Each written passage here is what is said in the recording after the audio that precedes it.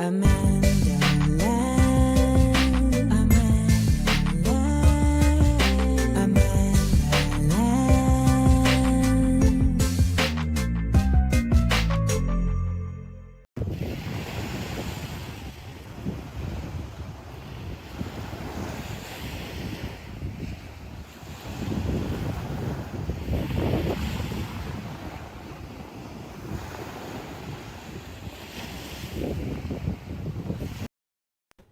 Good morning. I decided to start your day off with the beach. Good morning, everybody. Good morning. It wasn't technical difficulties. It was brainical difficulties because I totally forgot that I had taken my roadcaster with me to do my show in New York City this weekend. And so I was ready to start the show and then look down and it was not there. And I was like, no. I was like, no. Oh my God. Good morning, everybody. Welcome to Views from AmandaLand. It's another day, y'all. It's another day. Welcome to your news and truths by any joke necessary. And I also want to thank you for waking up on the right side of history. Hope everybody had a peaceful weekend. I had a great weekend. I was in New York City performing my one-woman show, What Would the Ancestors Say, at Lincoln Center's atrium, and it was really amazing. Shout to everybody who came through. Y'all was like, we're really gonna make this a thing, and I was like, I don't know if they really gonna come through like that, but y'all really came through, and I just have to tell you, I was just deeply moved. And it was like one of those shows where the audience was so connected, not just to me, but like to the people, to each other. And that's not always the case. You know, sometimes, you think, well, maybe some people get it, some people don't. No, all of the energy was there in the room. And it was literally sitting room only. Like there was a certain point where I realized like there were people literally just sitting on the floor. So, and I did 2 hours and 15 minutes. Let me tell you. And then I couldn't believe how many of y'all AmandaLanders were in the building. When y'all started singing AmandaLand, I was like, oh my gosh. So that really gave me a lot of, it filled me up. And yes, Liz B, I did have y'all holding hands when we sang the new Negro spiritual, Weak. When we sang the new Negro spiritual, Weak. So thank y'all. And also thank y'all for always telling me when my stuff is not properly connected, because someone definitely was like, no sound effects, by the way. And I needed to know that so that I could fix it. And I'm gonna fix it right now. Yeah, so how about now? How about now? Y'all got sound effects now? Let me know. Let me know if you got sound effects now. So yeah, it was really a dope vibe. And I will also say that one of the things that can be so kind of frustrating is you just know that there's so many people needed to like make real change, but you also know that there's so many people that you hope are going to make the change needed for the audio is off now? How is the audio off? That doesn't even make any sense. Wait, Why would the audio be delayed? That's weird because I'm just talking into a mic. I don't even know how to fix that. There's a lag? Why would there be a lag? I know what off means. They mean delayed. But I'm not sure why there. What if I do this? Let me know if there's a delay now.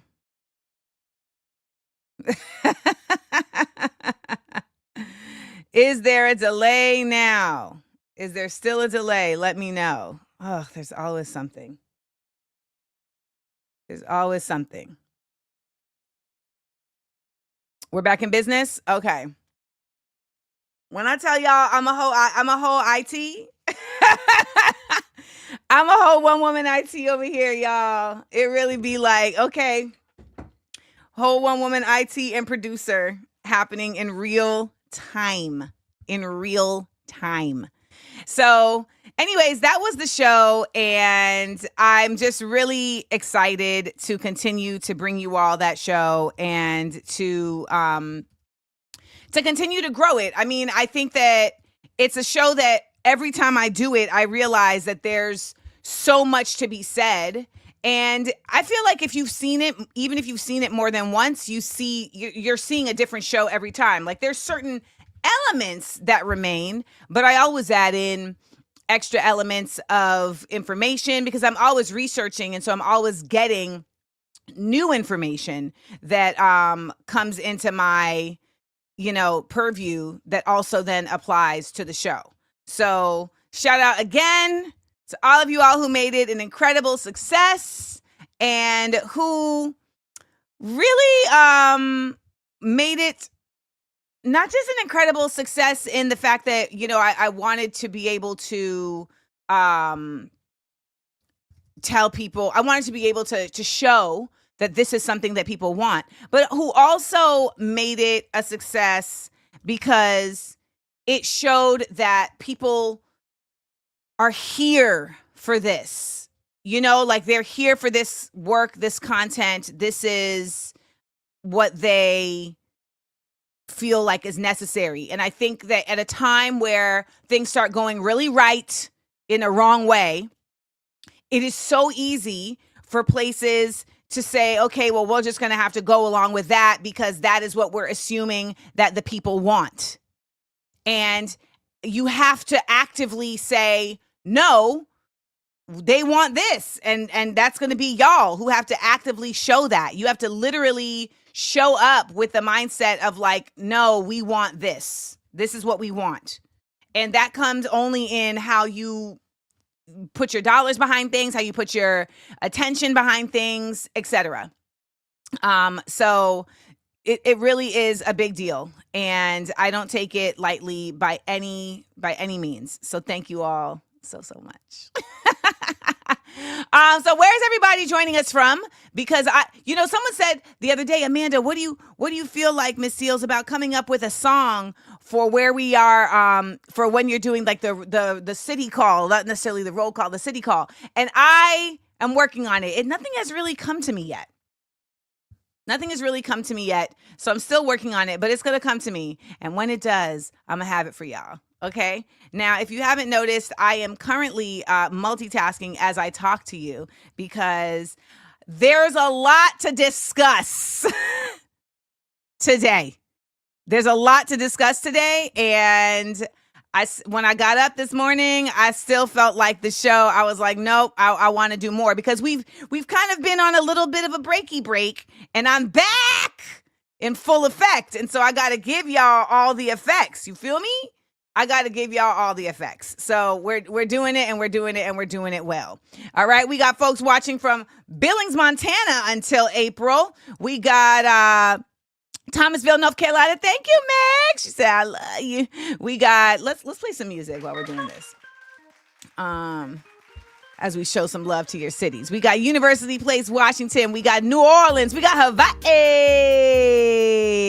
We got Fort Lauderdale. We got Brooklyn always. Birmingham, Alabama. Showering in Southern Oregon. I don't know if that means you're watching us from the shower or it's actually showering in Southern Oregon.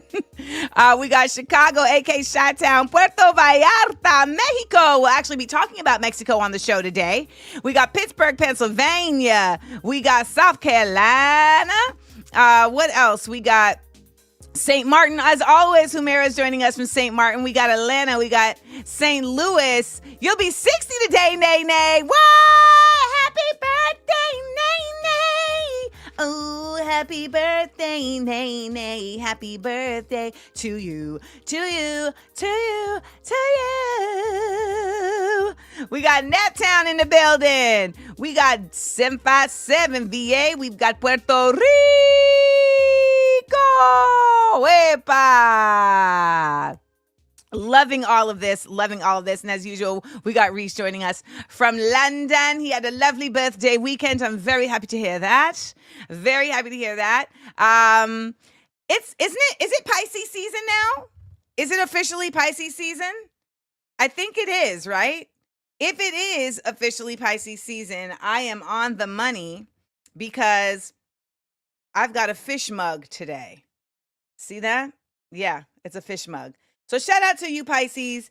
Pisces men, you know. That's all I'm going to say.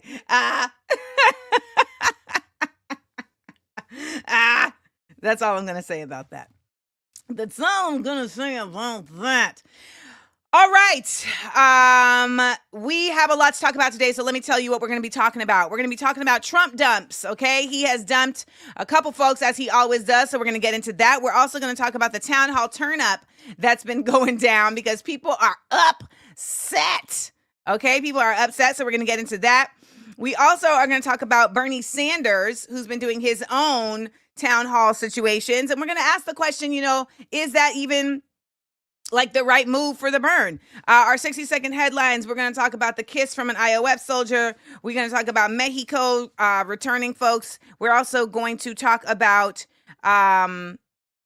the Germans who just had their elections, and we're going to talk about the results of those elections and why those elections were important. I don't think enough people understand why those elections were important. And so we're going to get into all of that. But first, we got to get into our word of the day. So let's do it. Our word of the day today is veridical. The word is veridical, veridical. It is an adjective and it means coinciding with reality, truthful. Veridical, coinciding with reality, truthful. A lot of the hate that I receive online is not veridical with anything I have actually done or meant to say. Veridical. veridical. Now, I would love for you all to use this in a word. Use this in a sentence. Veridical. Shout out to the 500 folks here. If you're just joining us, you have joined us at Views from AmandaLand. This is your source of news and truths by any joke necessary. Thank you for waking up on the right side of history. Thank you for waking up on the right side of history. And remember, you can wake up on the right side of history with us every Monday, Tuesday, and Wednesday, 10 a.m. Eastern here on YouTube. Let's get those subscriptions up. Let's get those likes up while you all are putting together your sentences. Let's do our church announcements. Remember to subscribe, okay? Remember to subscribe. Remember to like. Now, I was on Don Lemon's show last week, and what I noticed is that, and it's not just him. It's a normal thing, but a lot of people don't have moderators. They don't have moderators in their chats. And that, means that you're going to get a lot of people in the chats that are going to be trolling, are going to be disrespectful. And I realize that I don't want to go on any shows where they do that because it just doesn't feel good. And a lot of times the hosts don't feel like they should address it because they don't want to make anyone feel like they don't like they aren't welcome. And so because of that, it really becomes a kind of a catch-22, and it makes it to where like your host doesn't feel welcome because ultimately the audience is like yelling at them in a chat. And I think for me, it's really important that the chat, myself, and my guests always feel safe and welcome. So I forfeit. Basically, the point I'm saying is that I end up forfeiting a certain level of attention and reach by doing that. So I say all of that to say, I love when people say things like, I didn't read any bad comments, as if I'm like making this up. Like, and then you have someone else here. There's a lot of love more than the trolls, and I find it fascinating that people think it's so. I guess what I'm saying is, what I want to say to you all is, when I say that I've experienced something, it's not your place to tell me I didn't experience it. So let me make that incredibly clear. When I say that I've experienced something, it is not your place to tell me I didn't. It is not your place to say whether or not that took place. I am not making it up. I am not imagining it. And maybe you don't see it because it's not your experience. You're not seeing the same things as mine. And it does, your observation watching my live, yes, it does invalidate my experience. When I sit here and I say, during the live, there were negative comments there was an overwhelming amount of negative commentary that made me uncomfortable. And then you come on here and say, there was more positive than negative. That is an invalidation. Thank you very much. Okay. And whether or not there are positive folks in the comments, when I see someone say, Amanda Seales didn't take her meds today, when I see someone say, Amanda Seales never, get her out of here. I hate her. I can't stand her, etc. It isn't, you know what? How about you just get out of here? So here's this other person. So I just said, when you say this, it's an invalidation to my experience. And then they said, no, it's not.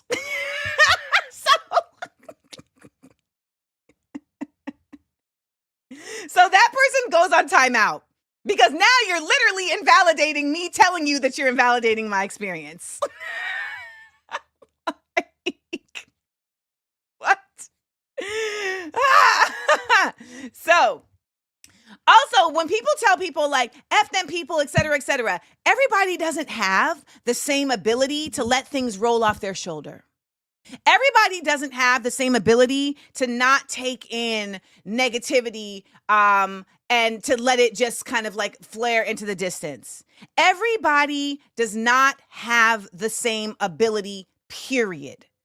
So when people are exhibiting that something is difficult for them or something bothers them, it's just like I don't know if you understand that when you say to them like, oh, just don't let it bother you, there's a certain invalidation there. And I want us to do better at understanding the uniqueness of everyone's individual experience. And it's not to say that you have to coddle people, etc., but there's a certain dismissiveness that happens when someone is like, hey, this is difficult for me. And you're like, well, just let it fly off your back.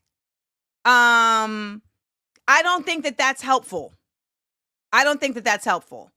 And if you're doing it to me, I know that you do it to other people in your life because you're doing it to me and I'm a stranger. So I know you're doing it to people that are in your life. And don't tell me I need to have a thicker skin. Luna read my mind. Instead of telling people they need to have a thicker skin, maybe people should just learn how to be effing kind. I mean, it's just not that hard. Okay. So I say all that to say, Please be kind in the chat, which is something that we have here already at Views from AmandaLand. So shout out to my AmandaLanders, because y'all definitely do that. Okay, y'all definitely keep it kind here. And as Patrice points out, yes, some of us are highly sensitive people because of being extremely empathetic. Yes, and I am an empath. Okay, I am an empath. I have always been hypersensitive. That's part of why I am really good at being creative and putting my feelings into art, etc. Do we have any of our moderators in here today? Usually we have Rolando is one of our moderators, as well as Sandy, but I don't know if they're in here today. And I also, in my church chat, want to church announcements, also want to remind you that, hold on one second. Get out of there. Get out of there. Get out of there. These cats. To watch and replay the episode, also drop a seal in the chat if you like something I've said. And remember to add a super to support this space. And if you really are like, you know what, I need to support Miss Seals even more, come on over to Patreon and join the Seals Squad, okay? Join the Seals Squad. All right, let's see some of your sentences for veridical. All right, let's see some of your sentences for veridical. We got, Miss Latia said, my being LOL, my being is often misunderstood because I'm veridical. That is, I'm sure, correct. Kismet J, none of what has happened since the campaigns and election has been veridical. You are correct. Reese said, much of the dystopian subject matter we're seeing on media and entertainment is quite veridical with our current societal circumstances. And Nataleje, man, these are all like the mainstays, says the U.S. president doesn't have a veridical bone in his body.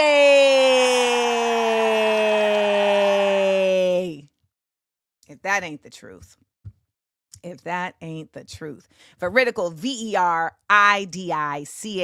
It's an adjective. All right. You know, a lot be going on. A lot be going on in the politics and the news of things. Just a side note of something that really is not about that, but I just thought was crazy, is that there's this football player, Stephen Smith Jr., who was having an affair with one of the, I guess, wives of one of the employees at the team that he was working for. And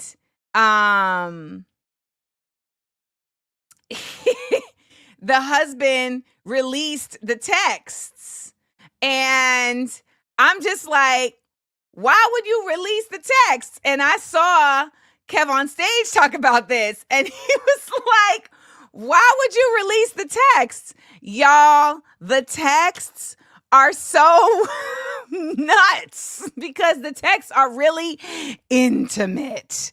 And I'm agreeing with Kev on stage, where it's like, if I'm the husband, I'm not putting them texts out there because it make me look like I wasn't doing the things that you saying this man doing. And it really was a doozy to see. Like, but this is the thing, in the social media of things, people be thinking like, I'm gonna put this out and they gonna be on my side. And it's like, are they? He did even worse, Andrew? What did he do that was even worse? I don't know. I don't know what he did that was even worse. But I just saw that and I was like, don't do it to yourselves, y'all. You know, don't do it to yourselves. It really shows that there's a false sense of having your feet rooted in the people. Well, he released the texts, but what I'm saying is that he released the text and it doesn't just hold Stephen Smith accountable. The texts show him what he was also lacking in. Does anyone see what I'm saying? Okay. And then we got Andrew Jones over here only giving us half the cup of tea. So I'm like, Andrew, either give us the whole tea or don't give us the tea at all. But also, I want to point out, that if you, this is what I was going to say. Nasser said he wasn't handling the business. He wasn't handling the business, okay? He wasn't handling the business. And there's that. Yeah, he wasn't handling his business. And everybody don't need to be all up in the mix. Everybody don't need to be all up in the mix.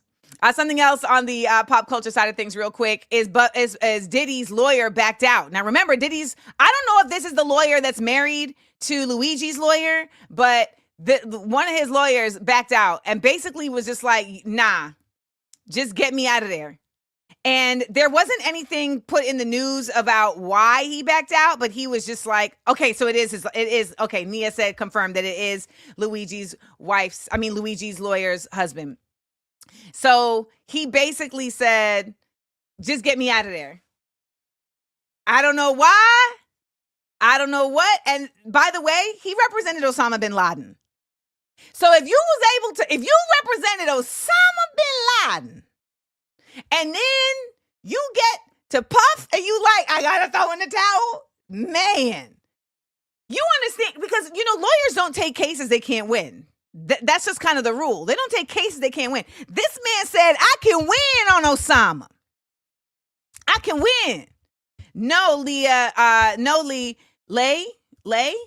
lawyers are not allowed to up and quit at any time. So basically what has to happen is he can submit that he wants to quit, and then the court has to approve it. So whatever reason he's had to give to the court, and the court has to decide, okay, yes or no. So he could say, and I still would like to, I have to look into like, what are the valid reasons why you can quit? Because if you're like, I just can't represent this person because I don't believe they're innocent, right? Or I can't represent this person because I wholeheartedly believe in discovery that this person, I don't believe after what I've read that I can represent this person to the full extent of the law, then there it is. There it is. Lastly, and shout out to Joni for putting this out there. Yes, I was a part of this Hazel King PBS documentary. And thank you so much. Hazel King is one of the hidden figures that this country has absolutely put under wraps, because she was a very big star in Hollywood, and as a Black woman was absolutely using her stardom to not only stand for herself, but for the other Black folks on set and storytelling. And as they often do, they found ways to get her out of there and to silence her story. So make sure to go check out the Hazel King documentary on PBS, and really glad that whoa, pause. You said necrophilia is part of the Diddy case? I'm sorry, what? No. Necrophilia, for those who don't know, is having... No. Isn't that having intercourse with a dead body? Sorry, it's Hazel Scott, not Hazel King. Apologies. Isn't that... Wait. I'm like really disrupted right now. Does necrophilia, is it specifically a dead body, or is it an unconscious person? A cadaver? A cadaver? No.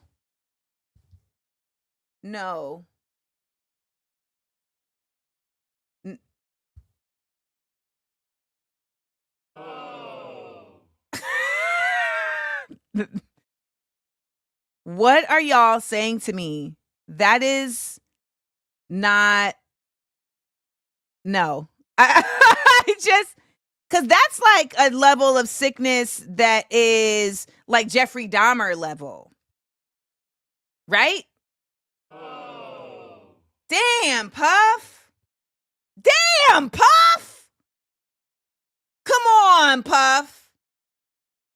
And the official definition, as Andrew has provided. So Andrew won't provide us the whole tea on Stephen Smith, but he going to provide us with the definition of necrophiliac. Just pointing that out there. A necrophiliac is an individual who experiences sexual arousal or gratification from engaging in sexual acts with dead bodies.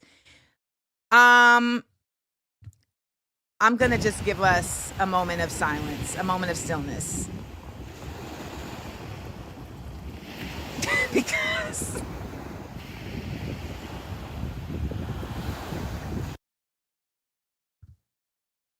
okay.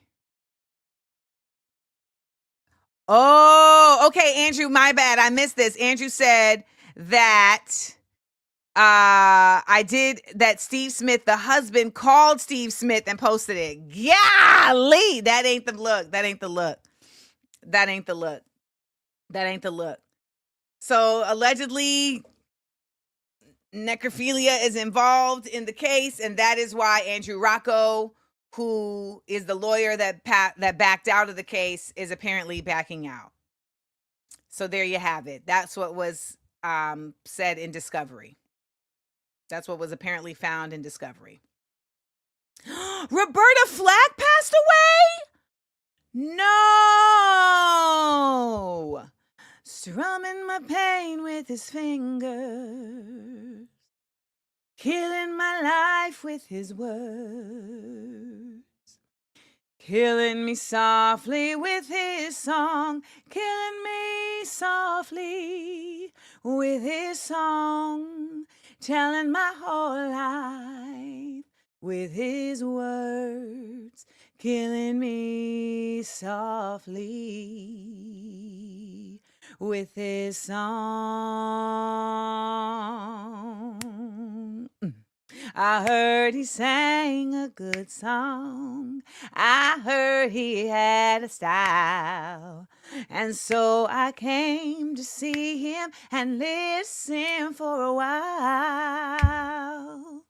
And there he was, this young boy, a stranger to my eyes, strumming my pain with his fingers, singing my life with his words, killing me softly with his song, killing me softly with his song, telling my whole life with his words, killing me softly with his song. Rest in peace. Rest in peace. Man. 88 years of life. 88 years of life. What a blessing. What a blessing. And make sure you also listen to The Closer I Get to You, the more you make me feel. Giving you all I've got. Yeah, your love has captured me. And then Dottie comes in. Woo! Over and over again, I tried to tell myself that we could never be more than friends. But all the while inside, I knew it would be. Yes! Y'all are surprised I can sing? Y'all know I can sing. It was real, the way you make me feel. Yeah, next year I'm putting out an album. This year I'm putting out a book. Next year I'm putting out an album. Okay? Next year I'm putting out an album. So look out for that. The album is going to be called Political Hymns. Yep. So rest in power to the great Roberta Flack. Are y'all ready to get into some Black Curate news? I think it's time.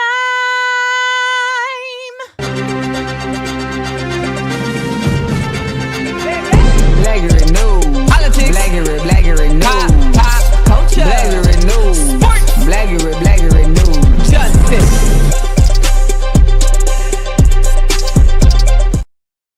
Let me just tell y'all, it feels so good to be back.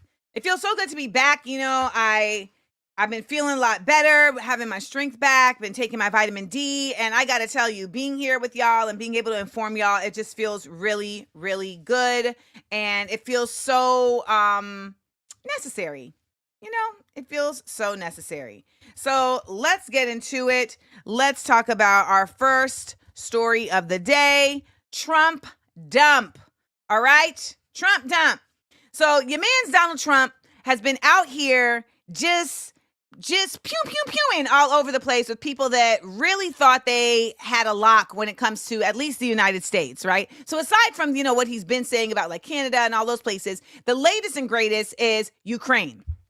Okay, Ukraine has absolutely had a blind side because Donald Trump came in and was like, listen, I don't know why this has been going on so long because basically y'all could have ended this a long time ago if he wasn't playing games. The other thing is that he literally blamed Ukraine for the war starting, and the Ukraine did not start this war, but he is parroting what Putin and Russia want to be parroted. He's out here like, caw. This also is really a slap in the face to Congress, who has been putting all of this money to supporting Ukraine. Now, for those who don't understand, why has America been supporting Ukraine? Okay? Why has America been supporting Ukraine? The reason America has been supporting Ukraine is because when NATO was formed, and NATO was formed for the purpose of basically having a European connection, okay? Like a world connection that was for the purpose of saying, like, we're not going to let World War II happen again. It stands for North Atlantic Treaty Organization, and it is a military alliance of European and North American countries. And it was established in 1949 to literally protect the security of its member countries. And over time, other countries have become a part of NATO. All right? So, and by the way, it was formed in response also to the threat of Russia. So it wasn't just after World War II, but it was also like, okay, Russia's over there acting up as well. Now, nobody is surprised that this is going to be flipped because your man's is literally married to a Russian operative.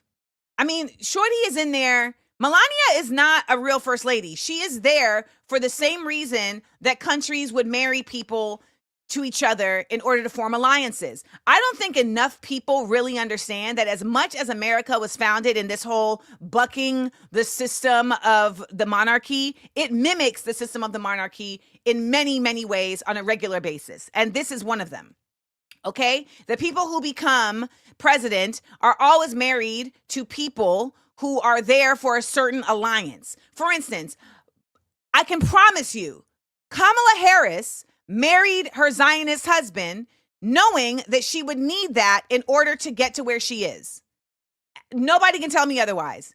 You cannot tell me that Ketanji Brown Jackson would be sitting on the Supreme Court if she was married to a Black American man. I don't care what nobody says. I don't believe it. I don't believe it. Nope. These marriages are alliances. And when you see people getting invited to the White House and all that and everyone's excitement about that, baby, that is literally people being invited to court.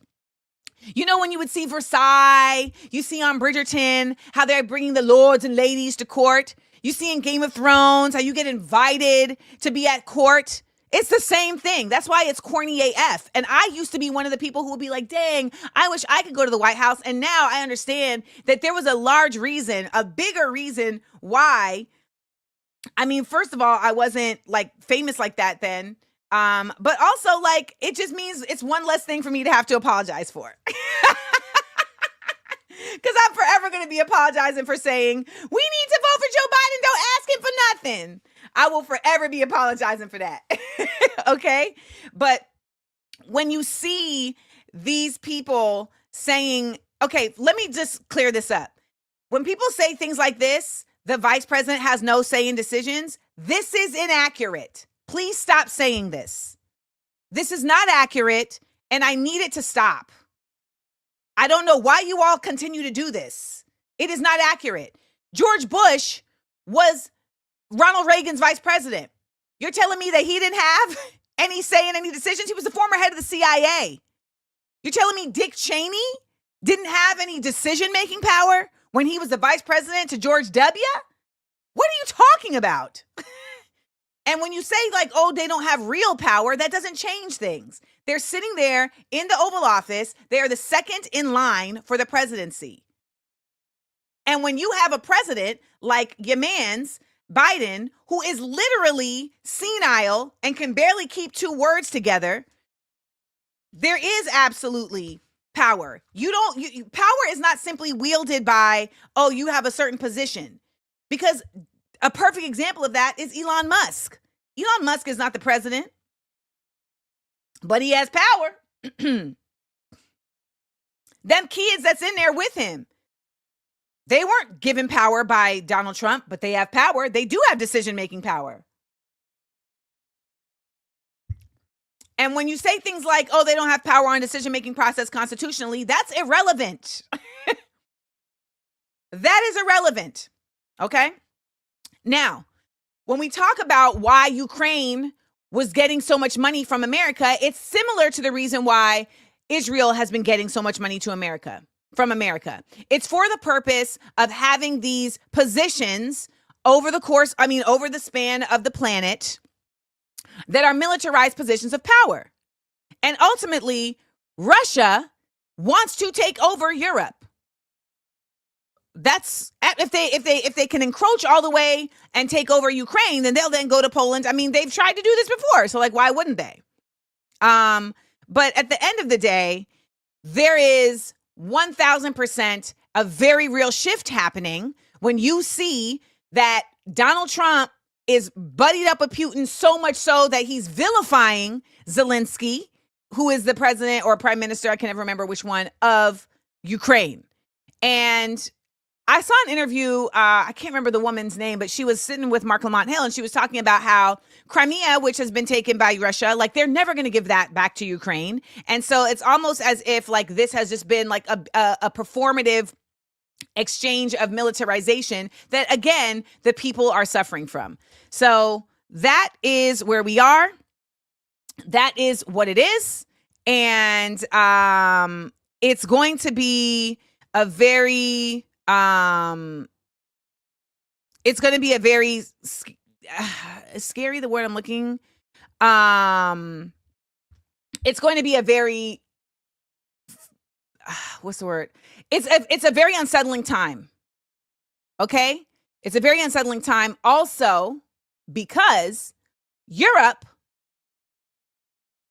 if the United States is not supporting Ukraine and the United States is in bed with Russia, it undermines the purpose of NATO. So what that says to Europe is, oh, you ain't really down with us. You not really rocking with us. It would be like if during the East Coast, West Coast beef, all of a sudden, Eazy-E was on a record with, I'll take it even better for you, Ice Cube was on a record with Big. Then West Coast would be like, oh, you're not down with us. And by the way, they did feel some type of way. This is just a side note, a hip hop trivia for you. They did feel a little bit some type of way that Ice Cube was working with the Shockleys, which were very much East Coast producers that brought up Public Enemy. Nonetheless, this whole thing with Ukraine is something to pay attention to. In addition to the Trump dumps, okay, thank you, Monica. Thank you. Why do they think the game is being played fairly? This is what frustrates me when you all cite constitutional rules for things. It makes me frustrated because it assumes that anybody in this government at that level is operating in fairness or ethics. And I don't know why, for any reason, you would think that.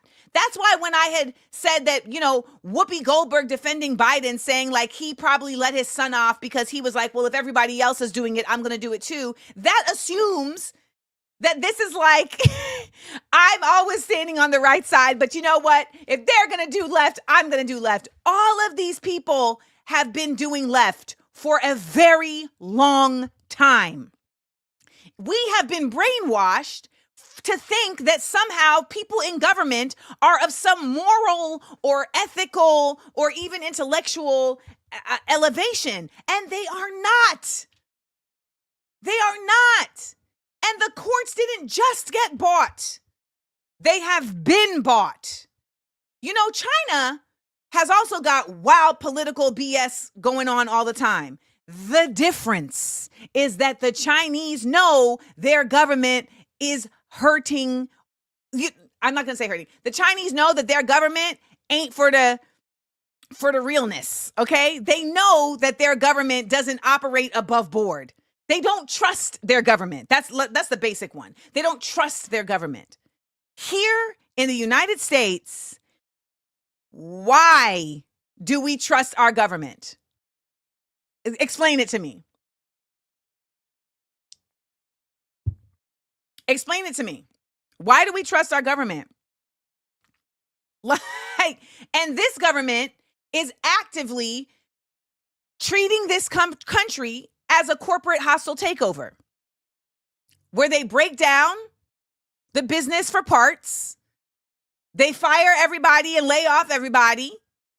They bring in their own people, and they exploit the small little bits of things that are still there. That's a whole other conversation for another time.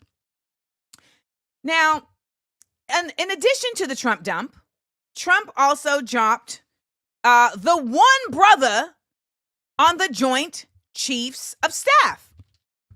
Now, if you're not sure what the Joint Chiefs of Staff is, the Joint Chiefs of Staff are basically the military body of the senior uniformed leaders, like the most senior uniformed leaders within the United States Department of Defense. So it advises the President of the United States, the Secretary of Defense, Homeland Security Council on military matters, because they have been in military and they've had like long years of experience, etc. And so not only did they let go of the brother, they also let go the admiral, who is of course a woman. And I guess the admiral, they say the brother that they let go, he always knew it was coming, because General Charles Q. Brown is not no sucker. And Commander of Pacific Air Forces, a senior leader in our Air Force, and an African American. Many of you may be wondering. Wait. Let me just frame this for y'all. So this is after the George Floyd unaliving. And this is General Charles Q. Brown speaking about this publicly. As the Commander of Pacific Air Forces, a senior leader in our Air Force, and an African American, many of you may be wondering what I'm thinking about the current events surrounding the tragic death of George Floyd. I'm thinking about how full I am with emotion, not just for George Floyd, but the many African Americans that have suffered the same fate as George Floyd.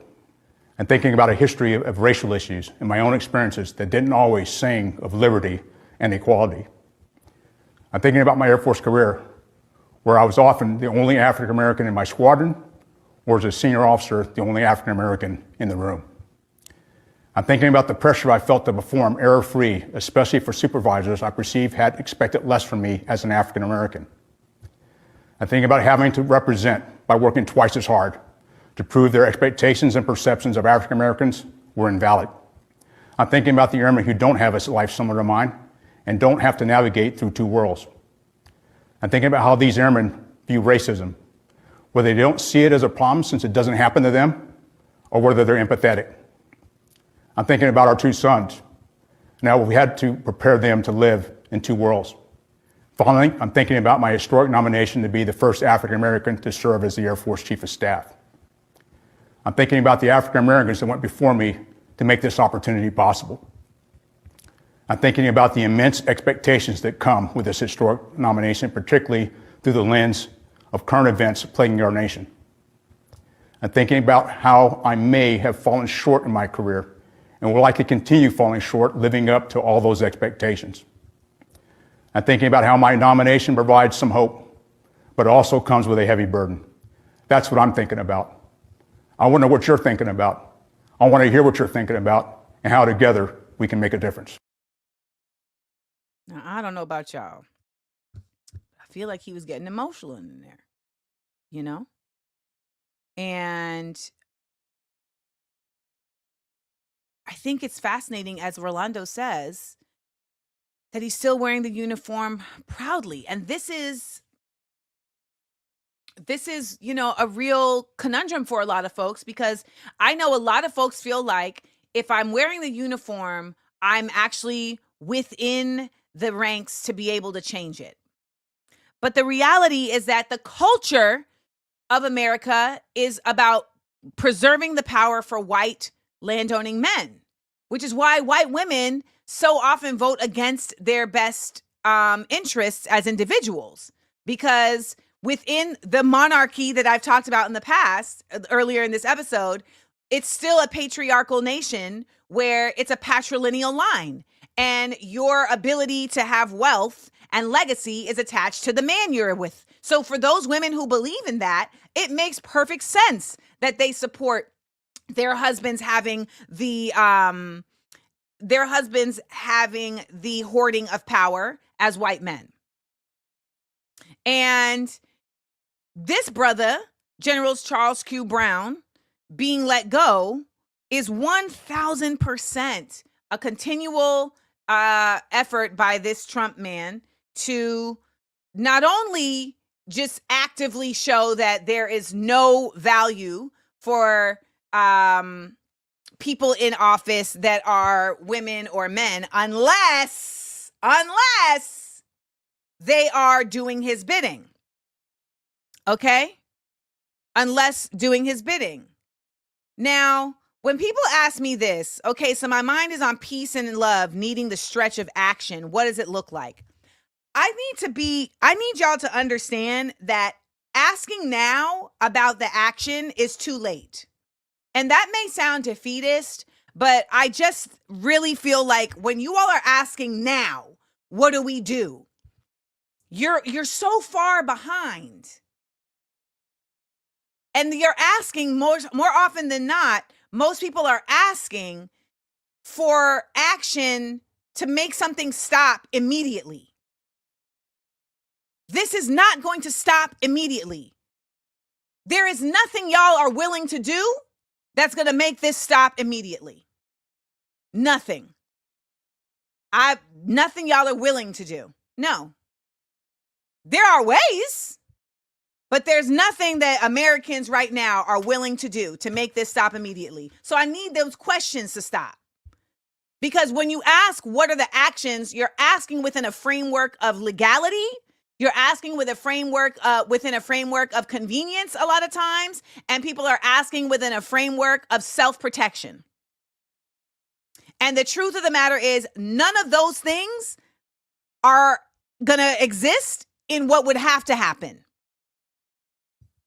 Okay? So that's just that. None of those things exist. Convenience, self-protection, and legality play no roles in what would need to be done to stop what's happening. And Kashan, that's it. People have to be willing to die for it. That's it. And the reason you're not willing to die for it yet, and let me tell you why, is because no alternative has been presented enough. And the reason no alternative has been presented yet is because there hasn't been enough disconnect from what you think the alternative is. As long as we all keep thinking that Democrats and still existing within this system is some form of alternative, we will not get where we need to go. So I get on here every single day, whether it's with a video or a Substack post or something.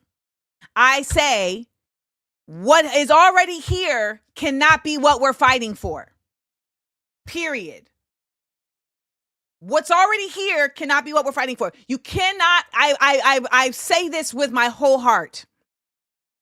Nothing that's already here within the system is what you should be willing to die for. And that's why you're not willing to die for it. Because you know that it is willing to kill you. Period. Now, y'all say things like Working Families Party and Green Party, etc. And to be honest, I don't know about any of those parties. I don't know enough about any of those parties to truly say, this is what we need to get behind. And I would love to be able to bring those people on here to talk about these things. And that's something I'm really working on doing. I've been trying to get Claudia from PSL on here. I've been hitting her up. But as long as we continue to support, this is why I get frustrated when I see people saying like, oh, if you didn't vote for Kamala, blah, blah, blah, blah. And I'm just like, all you were doing was delaying. And even in that regard, I don't think it would have been delayed. We would have been here no matter what. Okay? We would have been here no matter what. It just would have been in violence or votes. Violence or votes. So I sing in my one-woman show, I sing a song called We Are Stardust. And the song is speaking about we are like made of the ancestral beings. And it took the people who came before us to imagine a future that they were not living in order to create it. When you're living in slavery, can you imagine how difficult it must be to be living within slavery?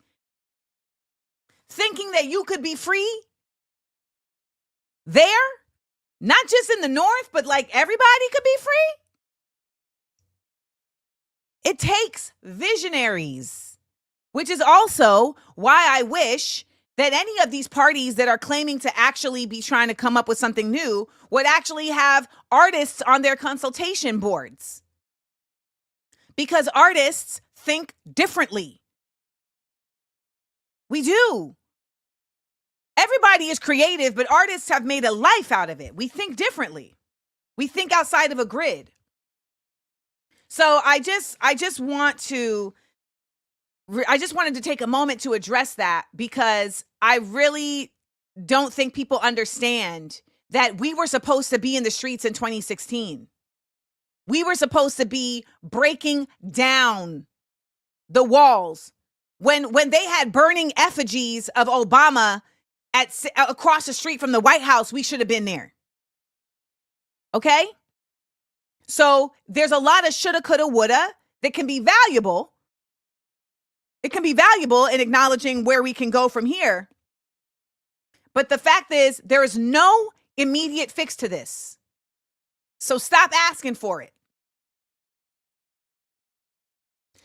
I see people talking about, we're going to do a boycott on the 28th. And, I think that's a nice gesture. But it needs to be all the time. We literally have to change our entire way of existing. Look at Fatima right here. A grassroots effort is asking American consumers to refrain from making purchases at major retailers for one day in February. Yes, February 28th. But then what? Now, the only way this ends up being effective, and I'm sure that they've thought about this, the only way that this ends up being effective is if it can demonstrate to Americans how it's effective, right? So a lot of times there's like, okay, we got to do this one time to be able to even show y'all it's effective, so that next time you'll be even more committed to doing it, especially even for a longer time. So you got to start somewhere. So I get it. But,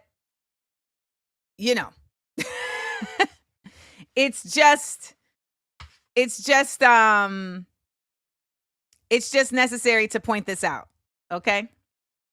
Now, the other people that Trump dumped, by the way, this is a long episode today because I've been out. So I'm like, let me give y'all the full Monty.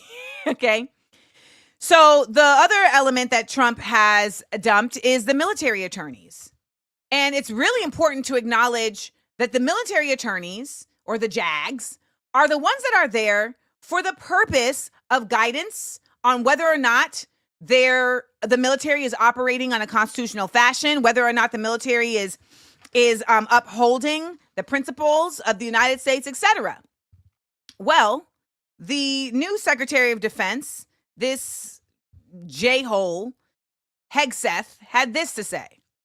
So firing the Army, Navy, and Air Force JAGs, in some ways, that's even more chilling than firing the 4 stars. It's what you do when you're planning to break the law. You get rid of any lawyers who might try to slow you down. Your response to her? Yeah, I don't know who Rosa is and what her hyperbole is all about. Ultimately, we want lawyers who give sound constitutional advice and don't exist to attempt to be roadblocks to anything that happens in their spots. Did you hear what let me just run it back just real quick. Who give sound constitutional advice and don't exist to attempt to be roadblocks to any. There we go. Don't attempt to be roadblocks. So he literally discounted what the viewer was saying only to agree with it. They are removing anybody who would get in the way of what their plans are. We can surmise what their plans are on a military level. They are 1,000% looking to consolidate power with Russia and find ways to usurp other nations. I think there is a very real effort right now, as has been demonstrated by his casualness and, speaking about invading everywhere from Canada to Panama to Mexico. There's a real casualness in that to me shows an effort to try to redraw the lines. They're trying to expand. This is settler colonialism in a real way. And that's why we talk about Palestine all the time, because in addition to the obvious reason for talking about Palestine as we are watching our American dollars be attached to genocide, Palestine represents on a smaller scale what the effort is on a bigger scale, which is to annex other land. And there has been this kind of unspoken and spoken sense of, okay, after World War II, we've all decided that whatever the world is right now, that's what the world's going to be. And they're saying, no, we've decided that we want to change the lines, change the rules, change the borders. Yeah. So that's the Trump dump that's happening within Black Accurate News right now. And I think it's just worth noting that when I tell you all about these things, I expect you to go and do further research. Okay? I expect you to go and do further research. I expect you to take what I've said and be like, okay, that was Amanda's POV. Okay? That was Amanda's POV, but I'm going to now go take a look at it from my own POV. That's what I hope that you all will go and do. All right. Now,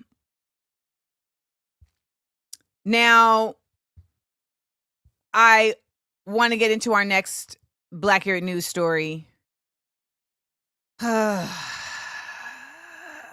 The town hall turn up.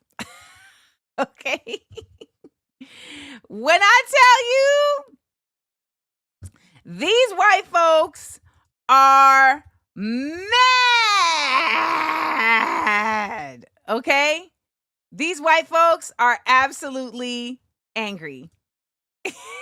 And I don't think you all understand that they didn't understand that the people that they were voting for were going to act up. So let's see some examples of some town halls that have been going down. Okay. Now, when I was doing this research, it was interesting to see, first of all, how few people of color were in these rooms. Okay. How few people of color were in these rooms, but also the smirking. That I want you to take a look at the smirking that's on the faces of these Republicans. You can go and yell all you want, but I can't understand 10 people let alone 100 people. They said the budget, not the president. And you are doing us a disservice to set that down and not stand up for us. And you're a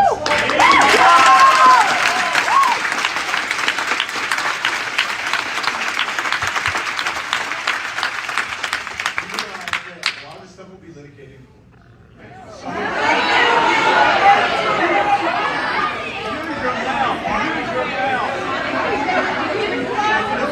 Be litigated in court. You don't think I'm going to stand up for you? Stand up.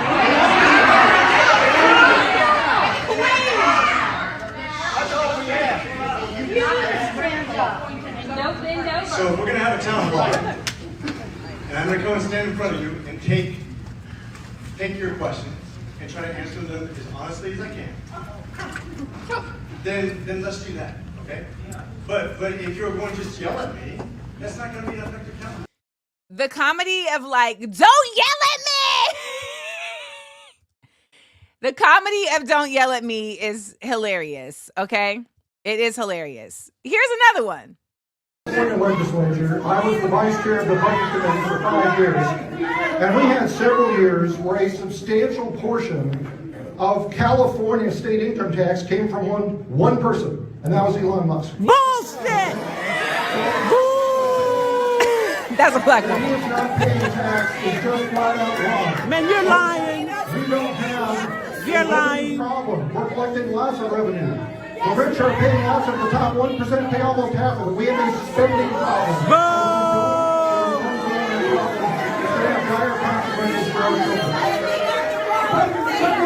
I think you're giving statistics that don't mean anything, because what percentage did Elon Musk pay? What percentage of his income?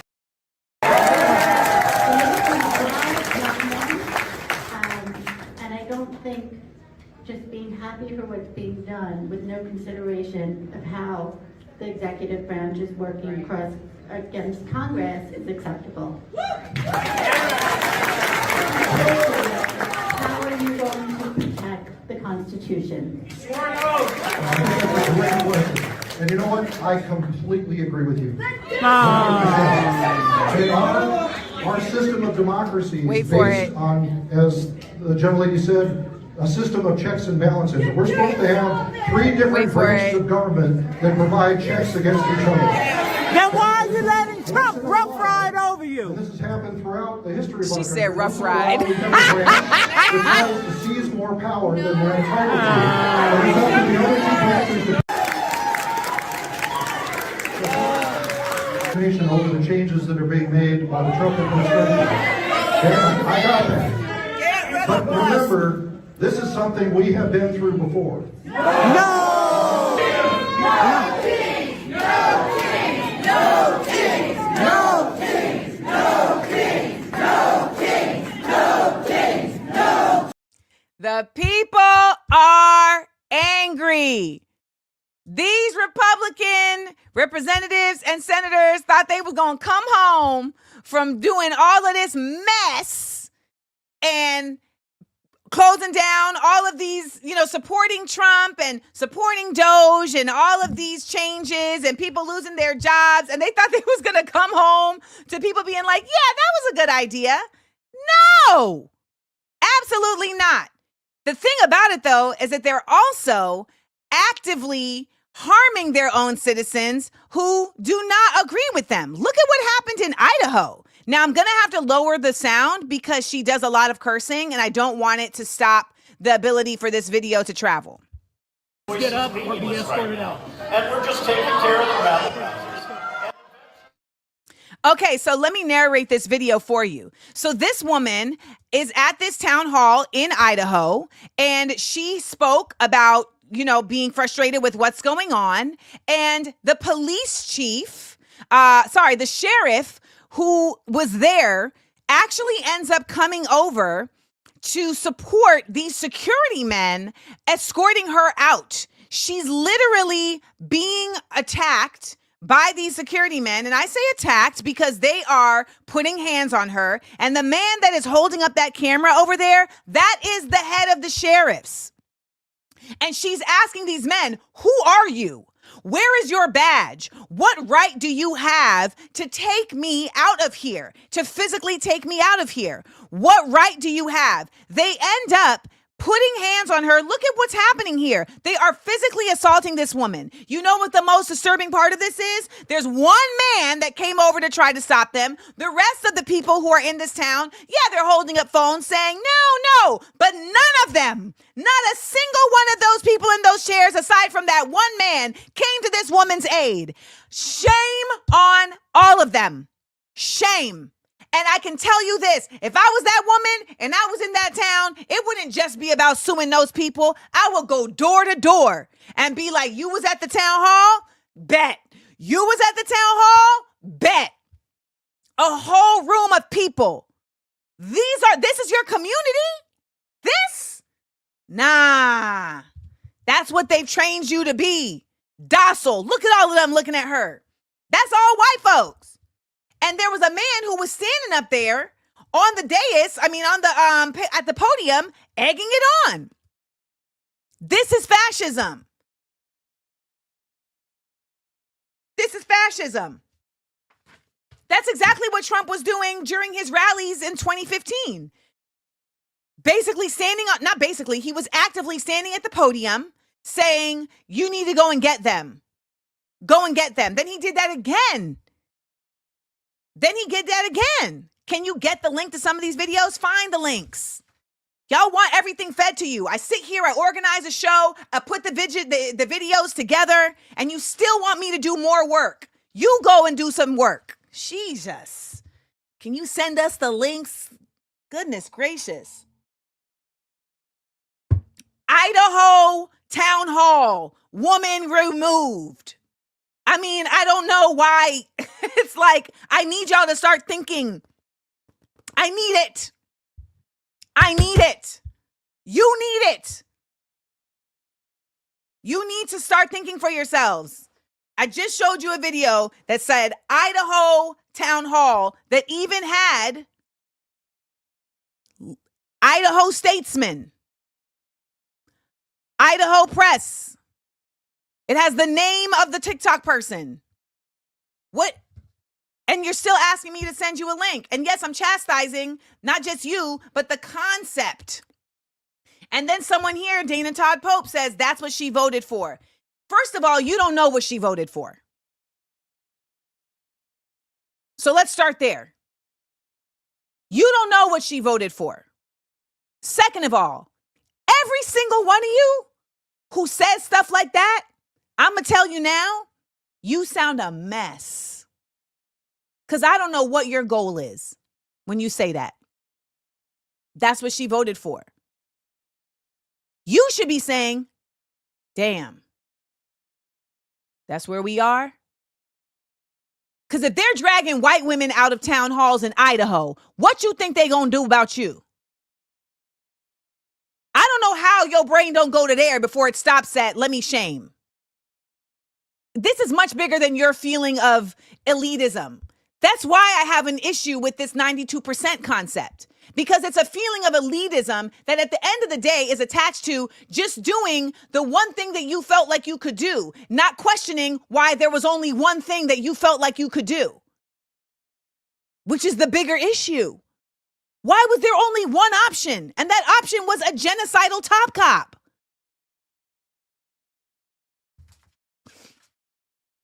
I didn't talk a lot yesterday, so I got a lot to say today.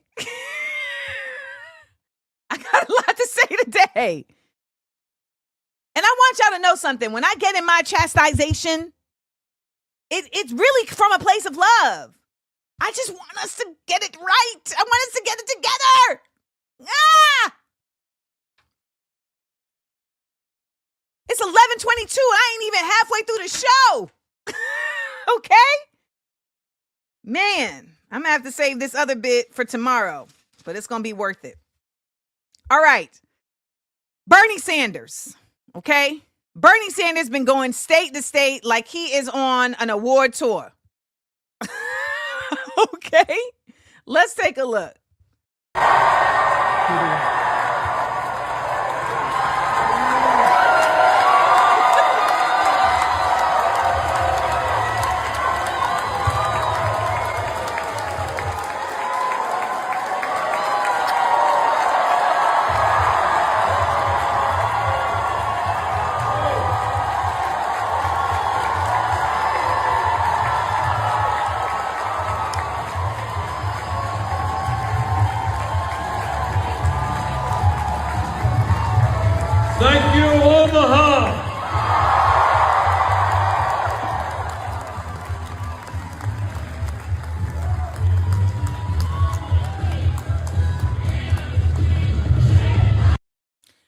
right, now I'm going to tell you what I don't like about this.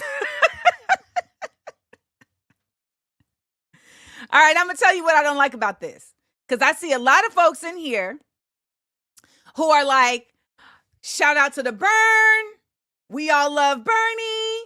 Bernie's doing so much. All right. Let's burst some bubbles. Bernie Sanders, first of all, I don't like people treating politicians like this. So let me just stop. Let me just start there. I don't like politicians coming in like it's a gosh darn concert. I don't like it. It makes me uncomfortable, and it makes me feel like you're trying to do my job as an entertainer. I think it is incredibly disconcerting when I see that. And if I was a politician, I would make it not allowed. I'd literally be like, don't play no music, none of that. Like, no. I would have artists come and entertain, and then I would come as a politician and say, okay, this is what I want to do as a public servant. But this whole, we're celebrities thing that's been going on, I don't like it. Never liked it. I don't like it even when it's related to organizers, right? Ella Baker was like, I don't like Martin Luther King and Malcolm X and the whole idea of the charismatic organizer. Now, the truth is, we live in a nation that is built on optics and celebrity, etc. However, there's something very real to it. I was trying to do an entire move. I was trying to do during the election of 2020, I was trying to work with a particular organizer. I'm not going to say who their name is, but I was trying to work with a particular organizer to get celebrities' pages, to utilize celebrities' pages to engage audiences in their constituencies, in various very Black constituencies, to engage in voter activation. And I brought in people that have voting rights organizations that are very dedicated to Black people. And I was very like, okay, we're gonna use their voting rights like activation that's already logistical. And then we're going to use these celebrities pages, and we are going to combine the celebrity pages to the what's it called? To the organizers, and using their work. Okay. That organizer then said, well, are the organizers going to get any attention? Because I feel that the organizers aren't getting the attention they deserve. And I was like, I don't understand, because to my understanding, organizers aren't looking for attention. Organizers are looking for activation behind the work that they're doing. And so what we're doing is planning to use people whose worlds is around attention to bring attention to the work that the organizers are doing. And that person said that they didn't want to move forward because they felt that organizers were going to be forgotten. And then the whole thing just didn't happen at all. And that was a really, really big eye-opening moment for me, because I was like, oh, wow, you forfeited the actual work getting done because you felt that you weren't going to get the attention. That's crazy to me. Like, that's crazy to me. When we talk about Bernie, I saw someone in the comments say, well, who else is giving us hope right now? I am. Okay? There's many people giving hope right now. Journalists like Prem Thacker should be giving you hope. Shows like Democracy Now! And Amy Goodman should be giving you hope. People like Kimberly Latrice Jones and Mary Hooks should be giving you hope. A politician who has had more than enough opportunities to actually buck the system, should not be your source of hope, in my opinion. When we talk about, someone's asking about policymakers. Policymakers? On a federal level? Where have you seen? Where have you seen policymakers on a federal level actually do the thing? Yes, Greta Thunberg should be giving you hope. I'm not going to talk about that one, Latia. I'm not going to talk about that one. When I see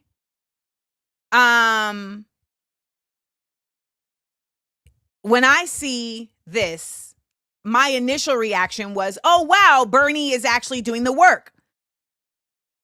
But then I had a leftist point out to me, what he's doing, though, is taking this rage that is very real, and he is converting it again to the support of the Democratic Party. So it's still not helpful. Okay? Because as I said earlier, if your energy is going to uplifting the current system, that energy is not helpful. If your energy is going to uplifting the current system, that is not helpful. And at the end of the day, he's fundraising. And I hope that his vision is, okay, what I'm going to do is I'm going to fundraise and then I'm going to flip the script and run as an independent, because he's supposedly an independent. And I'm going to run, Andrew, I rock with you. And I'm going to run as an independent, and I'm going to flip the script and really get folks behind us again on some coalition building. That's what I'm hoping. But anybody calling themselves a Democrat, I don't trust it. I don't trust it. I don't trust it. I think Rashida Tlaib is maybe like the only example I can, and that's because she is Palestinian. And yes, someone said, well, he's too old. There's a version of life where he's doing this on his name so that he can pass a torch. Who knows? Who knows? But I didn't know this one, that Bernie was sued for racially discriminatory practices during his campaign and lost the suit. Yikes. I don't know. But I just know that at the end of the day, if you are not saying to people that they need to be moving away from the system that allowed this to happen, then I'm not interested in hearing you. If you think that Democrats didn't know this was going to happen, you're bugging, because I knew this was going to happen because it was written in a whole 800-page report. Hello? It was written in a whole report. Now, I know that I'm on one today. Please let me know. Do you want me to keep going?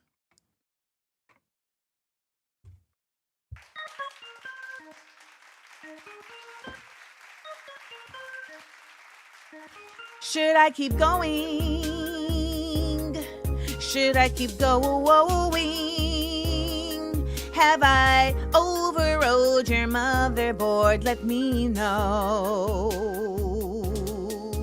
I've been sick for the past 2 weeks. It feels good to not be weak, so I'm going.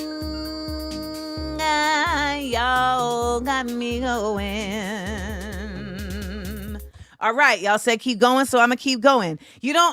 I hadn't been, sick for a long time before, and it was just like I felt so impaired, and I just feel so energized to be back with you guys, and I hope you guys feel energized too. It feels really good to be back here with my AmandaLanders. If you're just joining us, welcome. This is Views from AmandaLand, and you can support by dropping your supers in the super.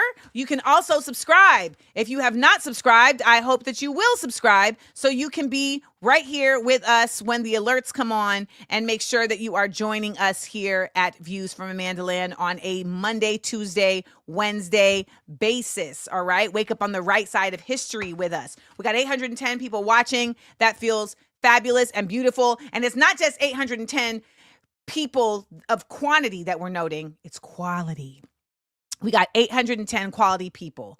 And if anybody here who is here hate watching, I want you to stick around for the public service announcement, because I hope that you can take that and put it somewhere and, you know, make it do what it needs to do.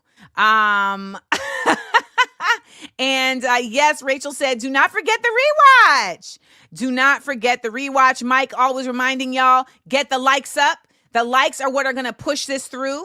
The likes are what's going to push this through. I'm not sure what this means, but it sounds like you're trying to come for me, which makes me want to fight you. So verbally, of course. What else we got going on here? Someone had asked me, where do I get my unique clothes? I forgot what brand this is, but I just like that you noticed that I be having unique clothes.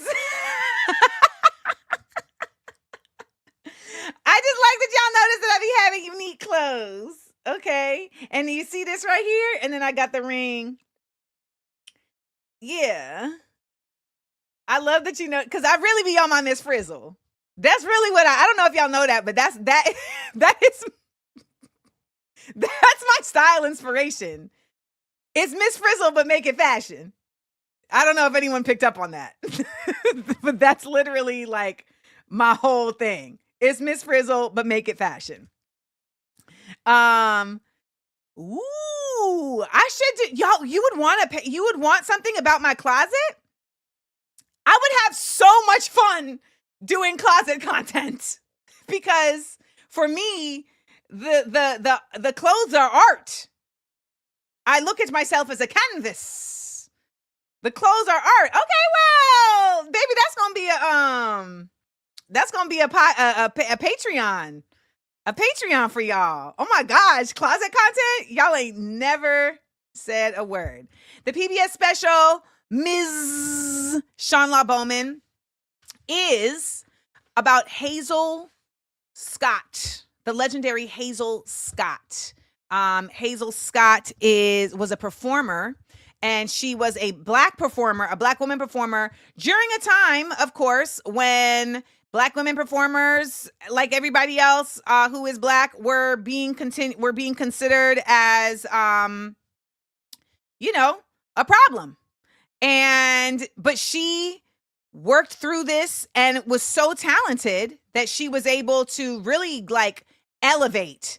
And you can see the disappearance of Miss Scott on the PBS American Masters series. And I am in this documentary, you guys. I'm in this documentary. It was so lovely working with these people. And I'm always just happy that people are taking the time to make stories about folks that have been actively attempted to be forgotten, particularly Black people, right? So this is something that I hope that you guys will check out. But Hazel Scott is a legend. And there's always an effort to silence and forget and hide any legends that used their visibility, used their power, and used their talent to stand for their people. We know that, right? And I know that you've seen Hazel Scott because you've seen footage of her on the piano. I know that you have.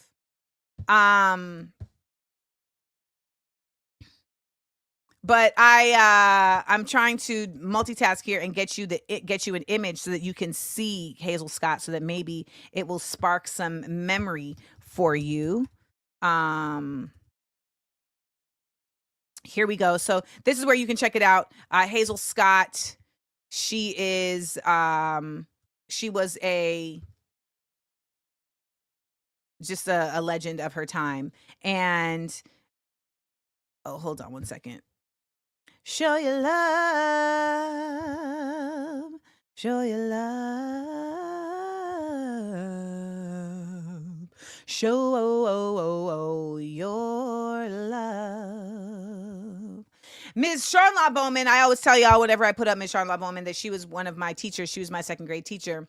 And my new book, yes, Candace, Body Waving Through the BS, is dedicated to all of my Black women teachers throughout my years of life that really taught me how to love myself by loving me as I am.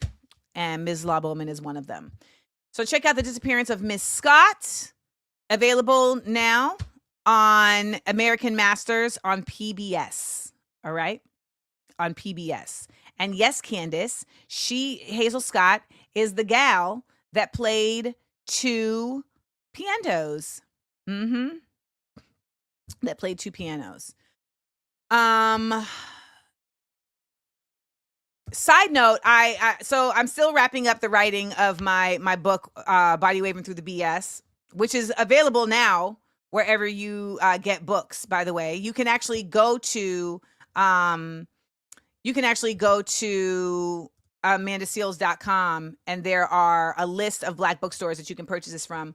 And I'm really excited because I had an epiphany, and I have a chapter about radicalism that is, talking a lot about Palestine and the way that I became radicalized. And when I was talking with my editor, she was like,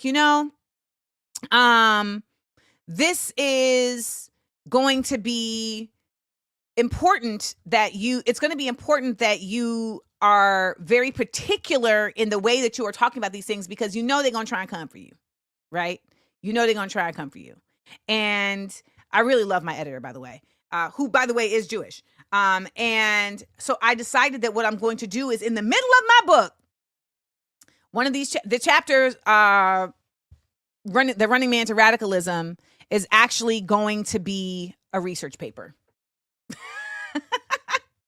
I'm so excited about this book. I'm excited about how it breaks form. I'm excited about how it is wildly transparent.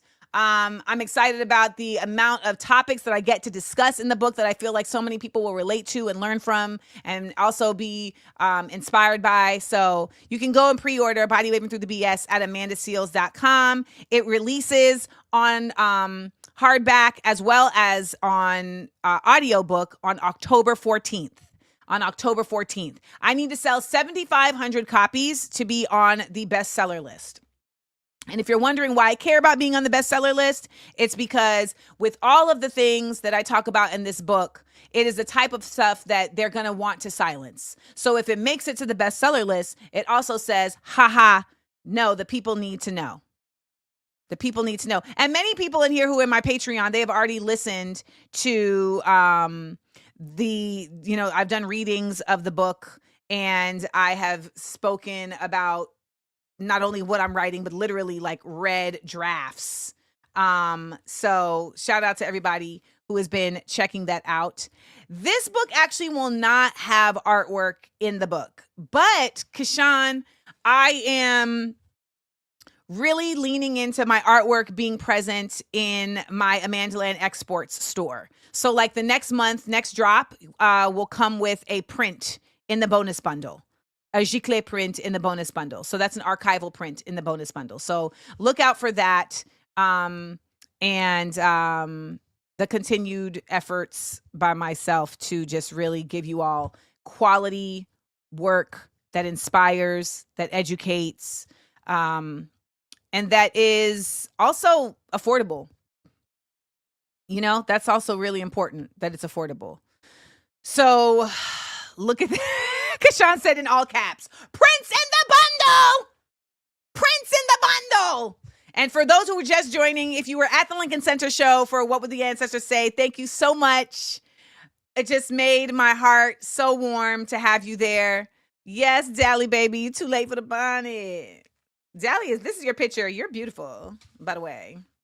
But the new drop, I do a drop every first week of the month with AmandaLand Exports. Every first week of the month, I do a drop at AmandaLand Exports. But let me just say this real quick. Every first week of the month, I do the drop, and it says very clearly on the website, so like on the front page of the website, as well as on the list for, as well as on the shipping and handling page, as well as on your receipt, it states This order will ship by the end of the month, okay? By the last day of the month. I don't know why I am getting so many emails from people asking where their order is. It is not the end of the month. It's not the end of the month. When you purchase, it literally says, "Thank you for your purchase. Hi, such and such. We're getting your order ready to be shipped. We will notify you when it has been sent. Please note, all orders ship by the last day of the month. Thank you. Thank you for your patience. This is currently a one-woman shop. Royal Majesty, they really do expect me to be Amanda Prime. I am not Amanda Prime. What the heck? I literally create it. I then order it. I then package it. I then ship it. It is unbelievable. And let me tell you, I owe Five Pillars, the brand Five Pillars, I owe them a huge apology because I had pre-ordered something from Five Pillars and then I sent them an email 3 weeks later like, where is my order? And they were like, it was a pre-order. And I was like, ooh. And now that I'm doing this, I understand. Like, I'm not Amanda Prime. I don't want to hear from you. I don't want to hear from you until after the last day of the month. I don't want to hear from you. Don't send me no emails. I had someone send me an email 3 times. Don't send me no email. Don't do it. Don't send me an email.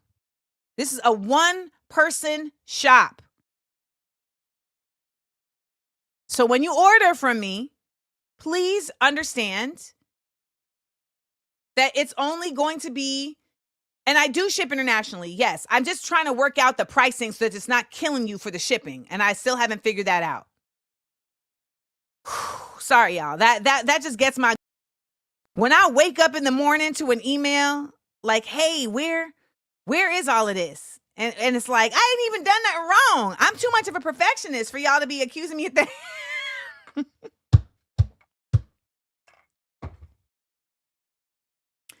So, yeah. Like, so here's the other thing though. I'm not a regular retailer.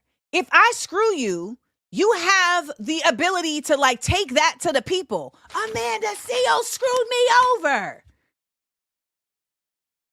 I'm not doing that. Why would I do that? Why would I screw y'all over? No.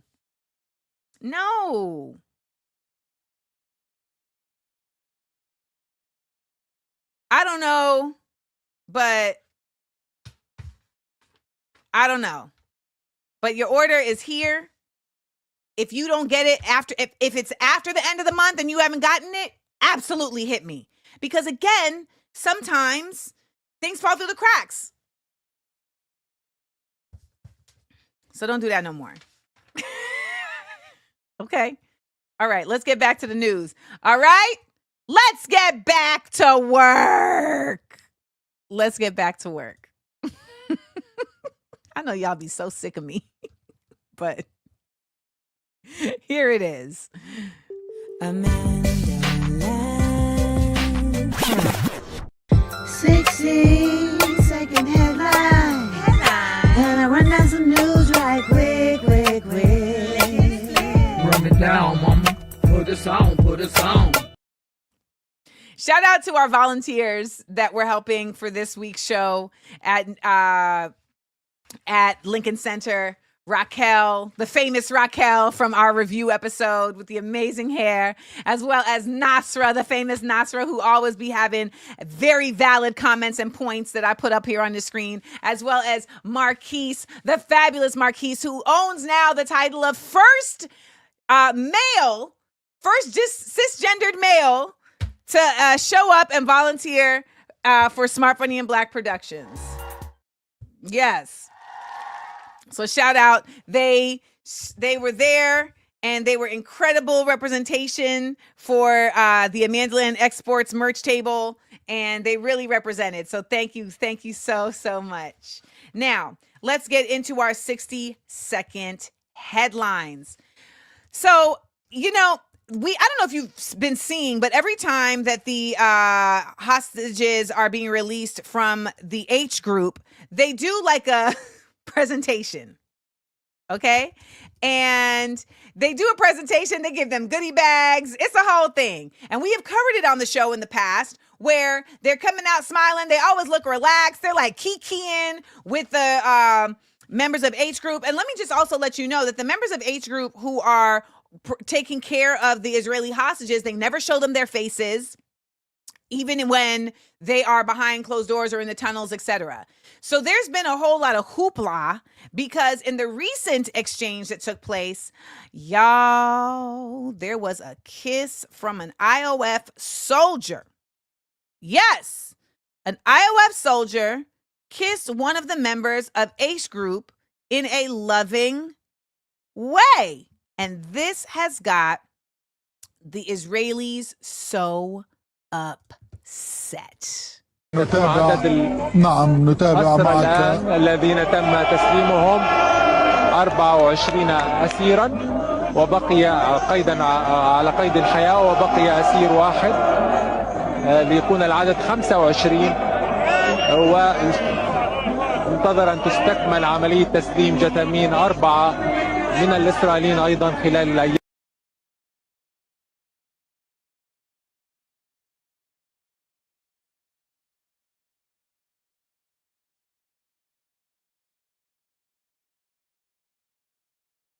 I would like to point out that I understood the words arba, wahad, and hamsa.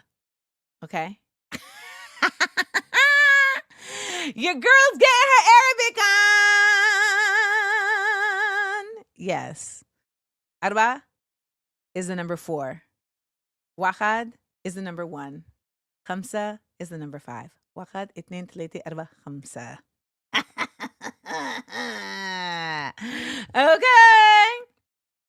So, oh yes, I got a habibi. So let me tell you, the Israelis are very upset about this. Okay?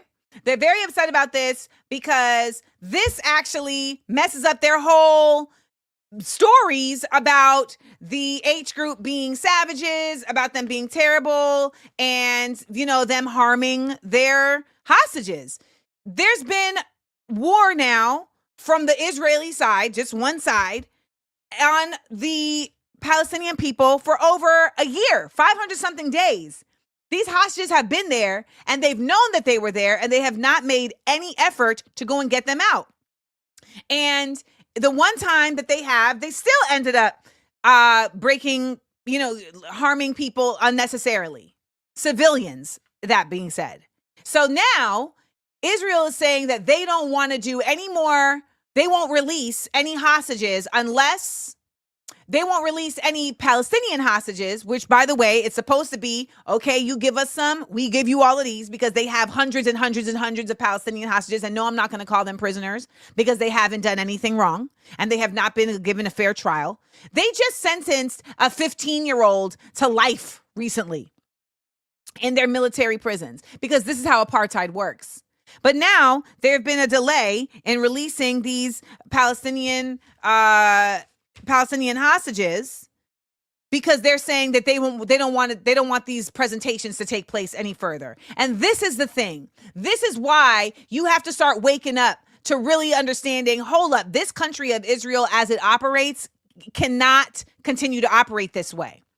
They are always constantly determining with an iron fist, with muscle, the way things need to go to favor them that have nothing to do with the actual people. If anything, these presentations are a great way to encourage morality, which is what they really have a problem with. All right. Now, Danielle Beck asks, is there a news source that I frequent and recommend? There are several that I frequent and recommend.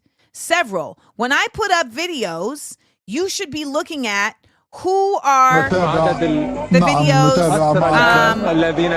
where are they coming from, etc. Now, in this case, that video came from Ahmed Eldin on Instagram. But I look at Axios.com, I look at The Guardian, I look at Al Jazeera, I look at ProPublica, I look at Mon-Wed, I look at Mediaite. Now, of course, Mediaite is also like very overwhelmingly liberal, but nonetheless, you can get some information from there. You can also look on Instagram at Sister Jones, at Eye on Palestine, at Middle East Eye. And I'm saying all of these fast, but you can go back and like take the time to go through and find them. You can also look at African Stream. You can also look at individuals, right? Like Queen of Palestine, she posts a lot of great stuff. Saul Williams posts a lot of great stuff. And when it comes to like digital, like media, like you can go to Democracy Now! You can look at the Laura Flanders show. You can look at Majority Report. So all of these places are known for having Electronic Intifada. Yes, they're good as well. All of these places, and look in the chat. People are also giving you more insight into other places. So you still don't understand why you got put on blast.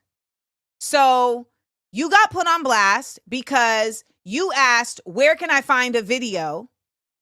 You didn't ask, what are other news sources? You asked, where can I find a video that I was showing? Where can I find more information about this video? The video literally had the sources on the video. And you were asking where. So you're still here saying, I don't know why I was put on blast. And now you've been really put on blast because your ignorance and your ego refuse to allow you to accept the validity of my point. So much so that it had you conflating equality with another question that wasn't what you asked. You asked for links to a video. That's what you said. Where are the links to this video?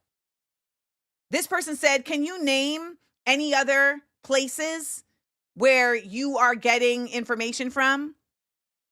Why do you think that's the same thing? I don't know. And it's a white woman. Always. All right. Next up, let's talk about, and if I didn't name a place, it's not because I necessarily don't like them. I mean, I'm naming things like off the top of my head. I'm naming them off the top of my head. If you want better response, ask a better question. If you want a clear response, ask a clear question. If the question was, Amanda, can you tell me some links for where you get your news from? I would have responded to you with links from where I get my news from. That's not what you asked. You got a response to your question. So often, because of the communication breakdown of where we are and texting and all of that, folks ask questions that don't reflect what they really want the answer to. And then they get upset when you respond to their literal question versus having telepathy. You know? Like, I remember when this guy was like, oh, I had said, do you want to come on to my show? It was a Palestinian influencer. I said, I would love for you to come on my show, on my radio show, because I want Palestinian voices. And his response was, unfortunately, I don't have time because I have to make videos for my page and I'm working. And so I don't have time. And I said, okay, well, I guess, okay. I guess there was more time. I didn't know that was a thing, but I said something like, if you find time, I said something that was basically like, oh, I thought this was the time.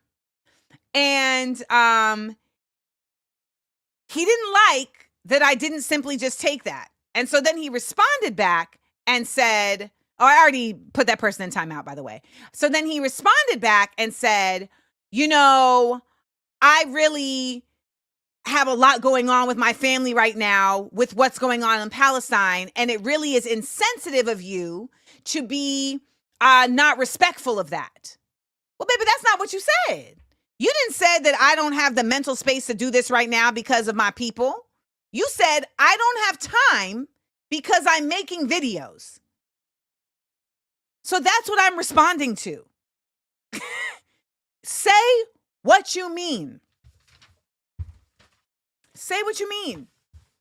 That's it. Say what you mean. And then I said, well, I responded back and I said, I hope for the best for your family and, that they are protected in safety. And then he sent me another message. I'm disappointed in you, man. Go. And then, of course, then I flip, man, go kiss my.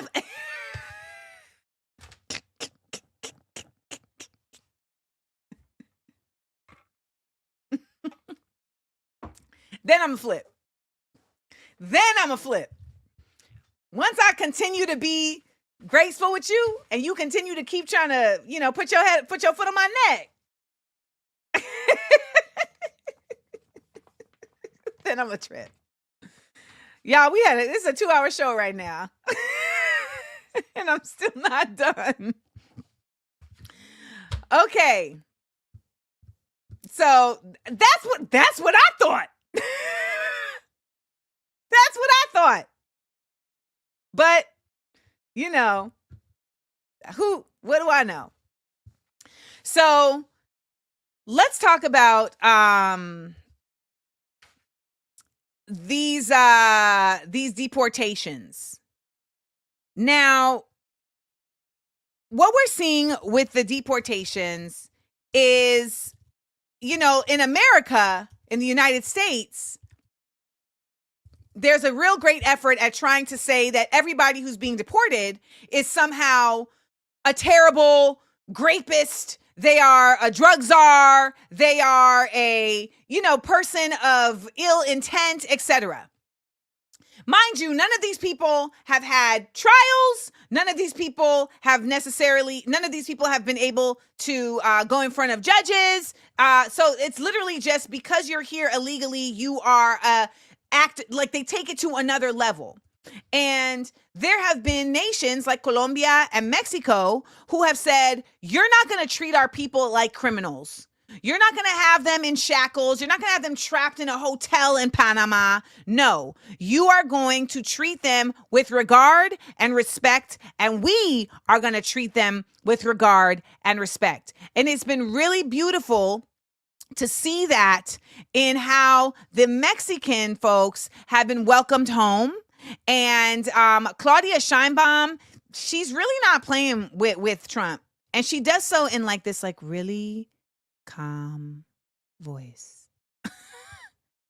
She does so in a very calm voice. And it's very I'm not going to go along with the BS. I'm not going to go along with what you guys are doing. But she says it in Espanol. Okay. And I'm trying to find the video because it is here. But I don't know why I cannot find it. And I also don't know why all of a sudden started talking in this acento. But hold on.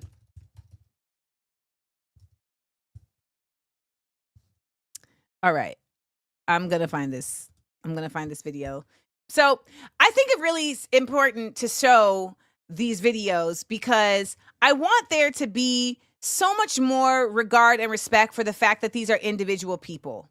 It's really disconcerting to me that so many folks are very casually saying things like, oh, that's what they paid for, or, oh, that's just, not that what they paid for, that's what they voted for, etc. Because I don't know if y'all know this, but undocumented people can't even vote. So when you're saying that, you sound silly on a number of levels, but you also just sound insensitive to the fact that these are not people that actually voted for this. They didn't vote for their harm.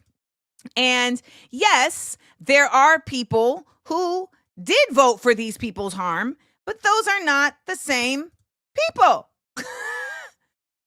I don't, and it also just says to me that you just don't care about like other humans. And that is like really frightening to me when I see that you're essentially like, I just want to see them hurting. And if that is something that you get pleasure from, I take great concern. Like it really is like deeply concerning to me if that's something that you take pleasure from. So I want to just point that out because I think it's really important that we just show a little bit more regard. Yeah? Can we say that we show a little bit more regard? Let's do that.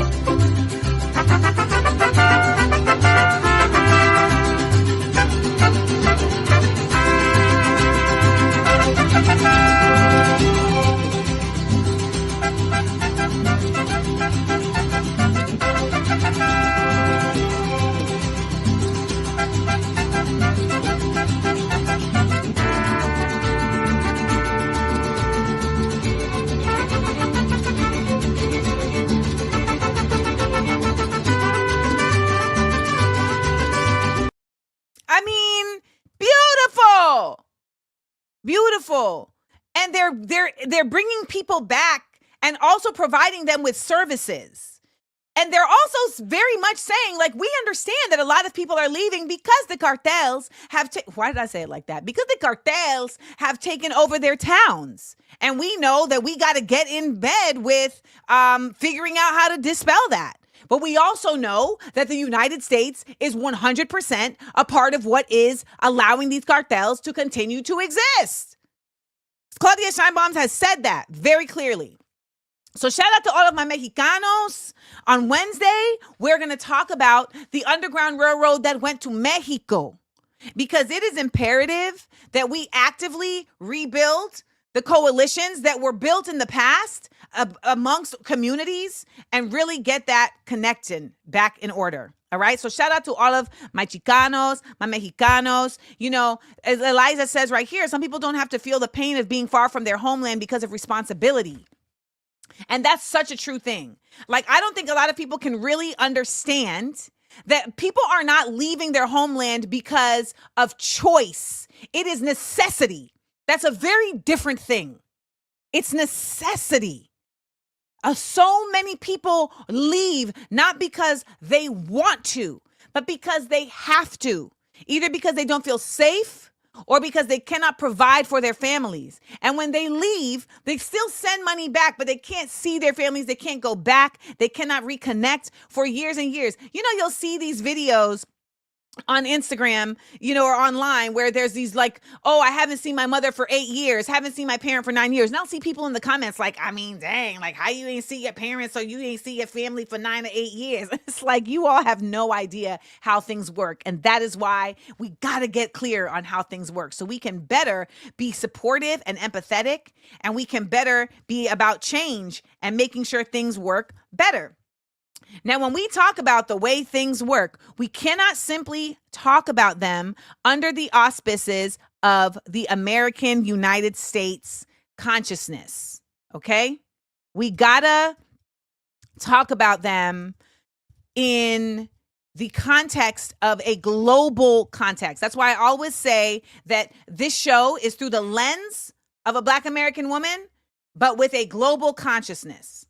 So we gotta talk about the German election that took place this week, okay? Now, if you didn't notice, your man's J.D. Vance was over in Germany meeting with the AfD, which is a far-right group in Germany. Now, that far-right group in Germany has been gaining traction at a very startling pace, so much so that they got the second highest votes in the election that took place this week. Now, Germany has multiple parties. It's not a bipartisan, Democrat, Republican situation. They have multiple parties. One of the things that came out of this election was that their party, that is the left, actually gained in traction. And they have went from being at the bottom to now being the fourth highest party in gaining votes. This is a big deal, okay? This is a big deal. And I hope that you all will go to Al Jazeera and other places to look at the graphs as it breaks down.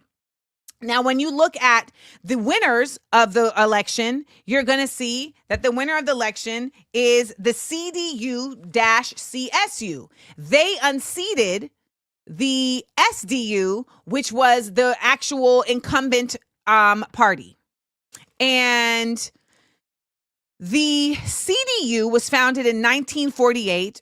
They're unofficially the union parties, or the union of center-right Christian Democratic and conservative political alliance of two political parties in Germany, the Christian Democratic Union of Germany and the Christian Social Union of Bavaria. They won. The Conservative Party won. Now, I know this is really concerning, right? Because it says, okay, we're seeing conservatism and things moved more to the right on a global scale. And this is definitely a problem. I saw someone in the chat earlier say, I'm really concerned that we are seeing the rise of authoritarianism again. This happened in World War II. Now, though that is the case, I think it's worth noting that this is what the winners had to say in response to winning, and in response to winning so close to the far right party. Because it's important to note that the far right party was number 2, and thus there's an assumption that they're going to be in a coalition. The absolute priority from my point of view is that the Europeans communicate and are united among themselves. Currently, the larger part of European politics without Germany. It has, of course, something to do with the election campaign and also now this interim phase. But I am in close communication with many prime ministers, heads of state and government leaders of the European Union. And for me, the absolute priority will be to strengthen Europe as quickly as possible so that we step by step also truly achieve independence from the USA. I would not have believed that I would have to say something like this on a TV program. But at the latest, after last week's statements by Donald Trump, it's clear that the Americans, at least this part of the American government, are largely indifferent to Europe's fate. I am very curious about how we will approach the NATO summit at the end of June. Head towards June, whether we will still be talking about NATO in its current state, or if we need to establish independent European defense capabilities much more quickly. So that has absolute priority for me. And I have absolutely no illusions about what is happening from America. Look at what Mr. Elon Musk has done recently in terms of interventions in the German elections. That is an unprecedented event. So the interventions from Washington were no less dramatic and drastic and ultimately brazen than the interventions we had from Moscow, still seen. So we are under such massive pressure from two sides that my absolute priority now truly is to establish unity in Europe.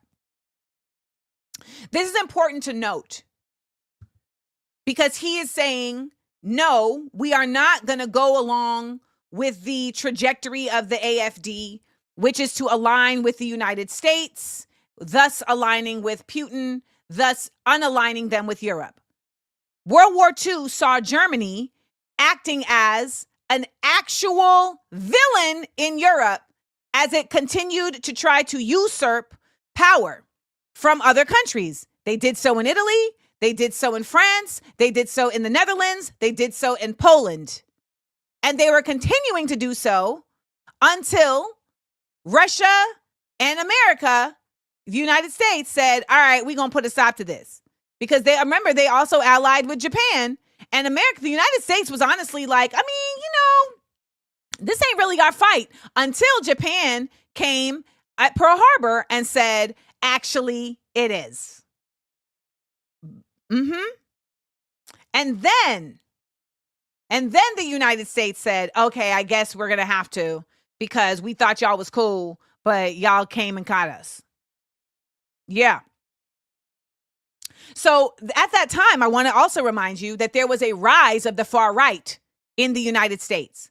So do you see what I'm saying? Do you see the pattern recognition here?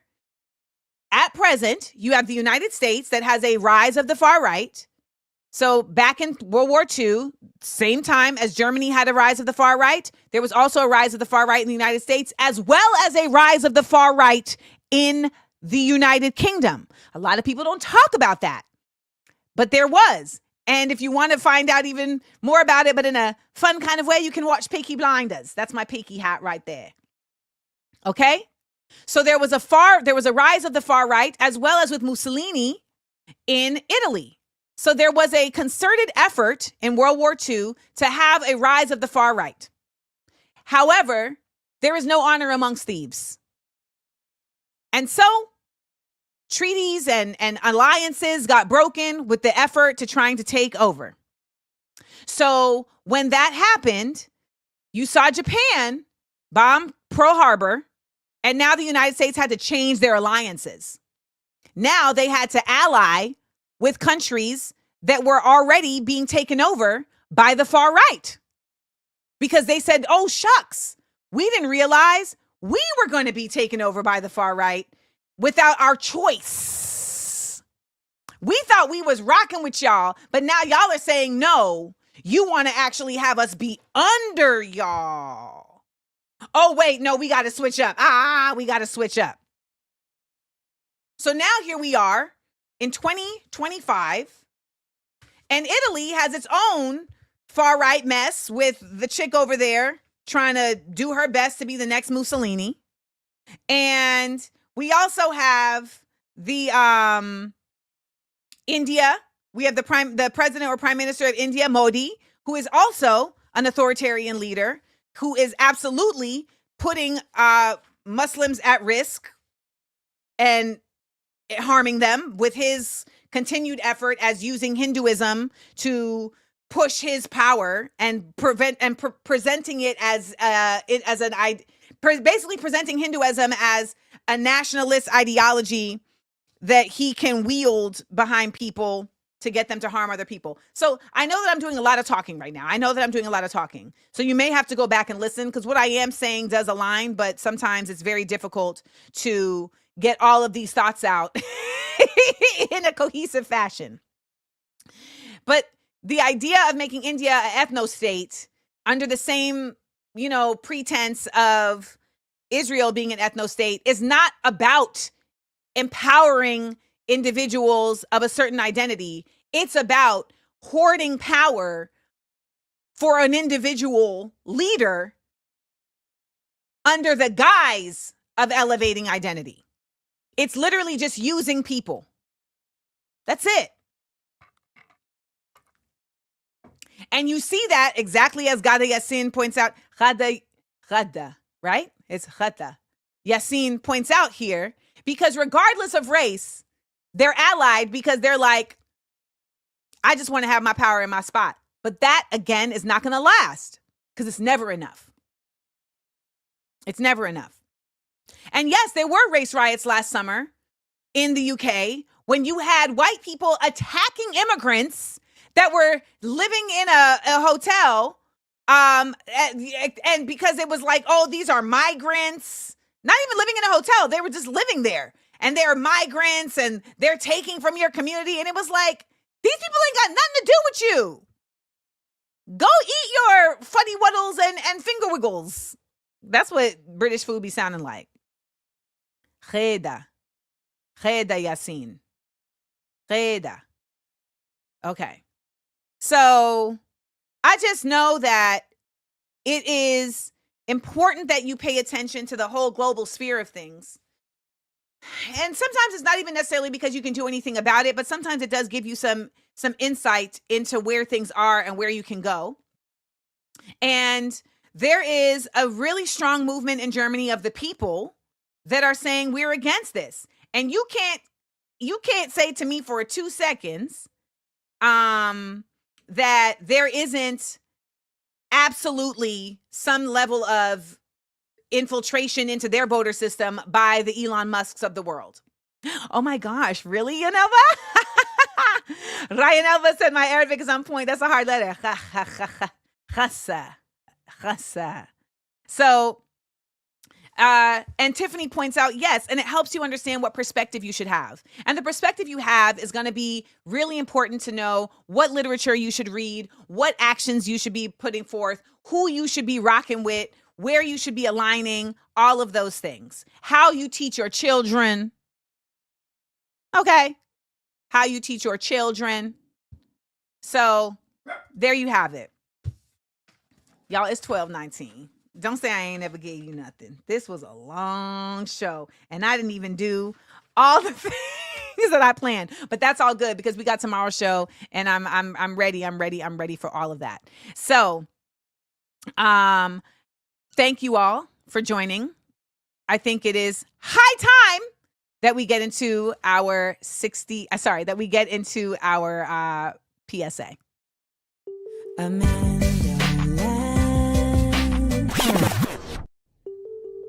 PSA.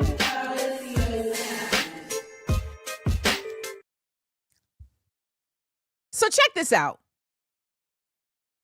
I'm going to say this again because I want to address it to everybody who thinks they're special for how they voted in the election. Whether that's the 92%, whether that's leftists, whether that's Trumpers, well, they're irrelevant. Anybody who thinks they're special and is basing somehow their identity or their worth or their value on how they voted in this election, and at the same time is considering themselves a person for change and a person for elevation, you have some soul searching to do. And I want to tell you that there's a very easy litmus test that can be applied to determine, are you actually for what's right or you just want to feel right? And that litmus test is when you are looking at the folks right now who are in the FAFO, who are really in the thick of the F around and find out, who are realizing that they have been indoctrinated and that they really voted based on things that are going to harm them. These folks are vulnerable for shifting of ideology. And if you're not looking at those folks and saying, it is time for us to recruit, then you're not really interested in a shift towards what's right for the people. You just want to feel right. You want to shame to make yourself feel, I don't know, some sense of ego or elitism, but it's not actually doing anything for your situation. And I wanted you to know that their FAFO is everyone's FAFO. We're all F-arounding and finding out that we haven't been doing enough. We haven't been doing enough fighting. We haven't been doing enough coalition building. We haven't. And for the most part, the organizers I know would be like, what? I've been doing everything I can. You're right. But for those who are doing the shaming, you haven't been doing enough. Because that shouldn't even be on your agenda. I don't understand what the value of that is. I see people all day using their time to say, see, you're spiteful. This is not a time to find any energy in shaming. What you should be seeing with those people is an opportunity to recruit. And I would never tell any Black folks it's your job to educate other people. Nope. What I will say, though, is that it is imperative that you identify when there are moments, and this is not even just for Black folks, this is just for folks that want actual progressive change in a real way. You have to identify when there are moments that can expand your movement. And you need to be thinking logically and rationally, not thinking spitefully and emotionally. And the logical and rational movement for us to be making right now is to acknowledge anyone who is feeling like they have been tricked, hoodwinked, and bamboozled by Trump, and saying, you know who won't trick, bamboozle, and hoodwink you? Us. Come on over here. It's their choice, of course, but welcome them. We need as many folks as possible in movement change. And if you're really about that, then it's less about feeling right and is more about doing right. So ask yourself if that's what you're about. When you're listening to people and pundits on here talking, ask yourself, is that what they're about? And that will be a very effective litmus test for you to identify who is really about it.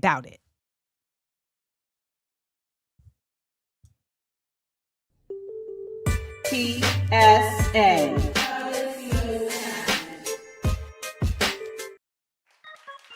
All right, y'all, that's the end of today's show. I want to shout out everybody who joined us here at Views from AmandaLand. If you are just getting here, you know what? It's a little late, but it's all good. You can come together and watch the replay with our replay team. And yes, Greg Stoker did say this. Gatekeeping hurt the Vietnam War protests. We have to learn from the past. Learn from the past. So shout out to that. For everybody who gave us supers today, I want to thank you so much. Showing you love by putting your name on the screen right here. For all of our podcast listeners, thank you for continuing to download. You know, when you listen to the podcast ads, it absolutely helps. Remember, both of my podcasts are now completely independent, which means I am supporting and paying my my staff out of pocket. So when you guys are actually watching the episodes and listening to the episodes and hearing the ads, you are supporting that incredible staff getting supported. Okay? So thank you to everybody. And always, I want to remind you that you are the source for change. We have to be reflective of the spaces that we want.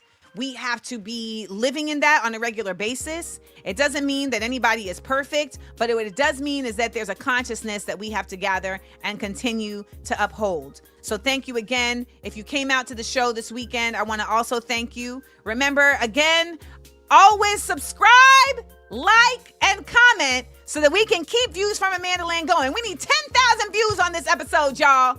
We need 10,000. We need to come on back. 10,000. Let's get into our 30 seconds of stillness. Tomorrow, we will have my homeboy Martin joining us for Black Around the World. And he will be talking about when him and his lovely wife expatriated to Mexico, so that we can talk about what it is like for Black people to live around the world. So make sure you stick around for that. Also on Wednesday, we will have Jeff Mabate and Bianca Mabate, who you know as @Tito Comrade and @Bianx on the show. Jeff will be joining me for 60-second headlines, and Bianca will be joining to talk about her new book. So we have a great lineup this week. I hope I'll see you again. You know how we do this every Monday, Tuesday, and Wednesday here at Amanda Seals TV on YouTube. So you know what to do. Let's take a deep breath before we go into the rest of our day. That was a lot of information, and we need to have some 30 seconds of stillness. 30 seconds of stillness.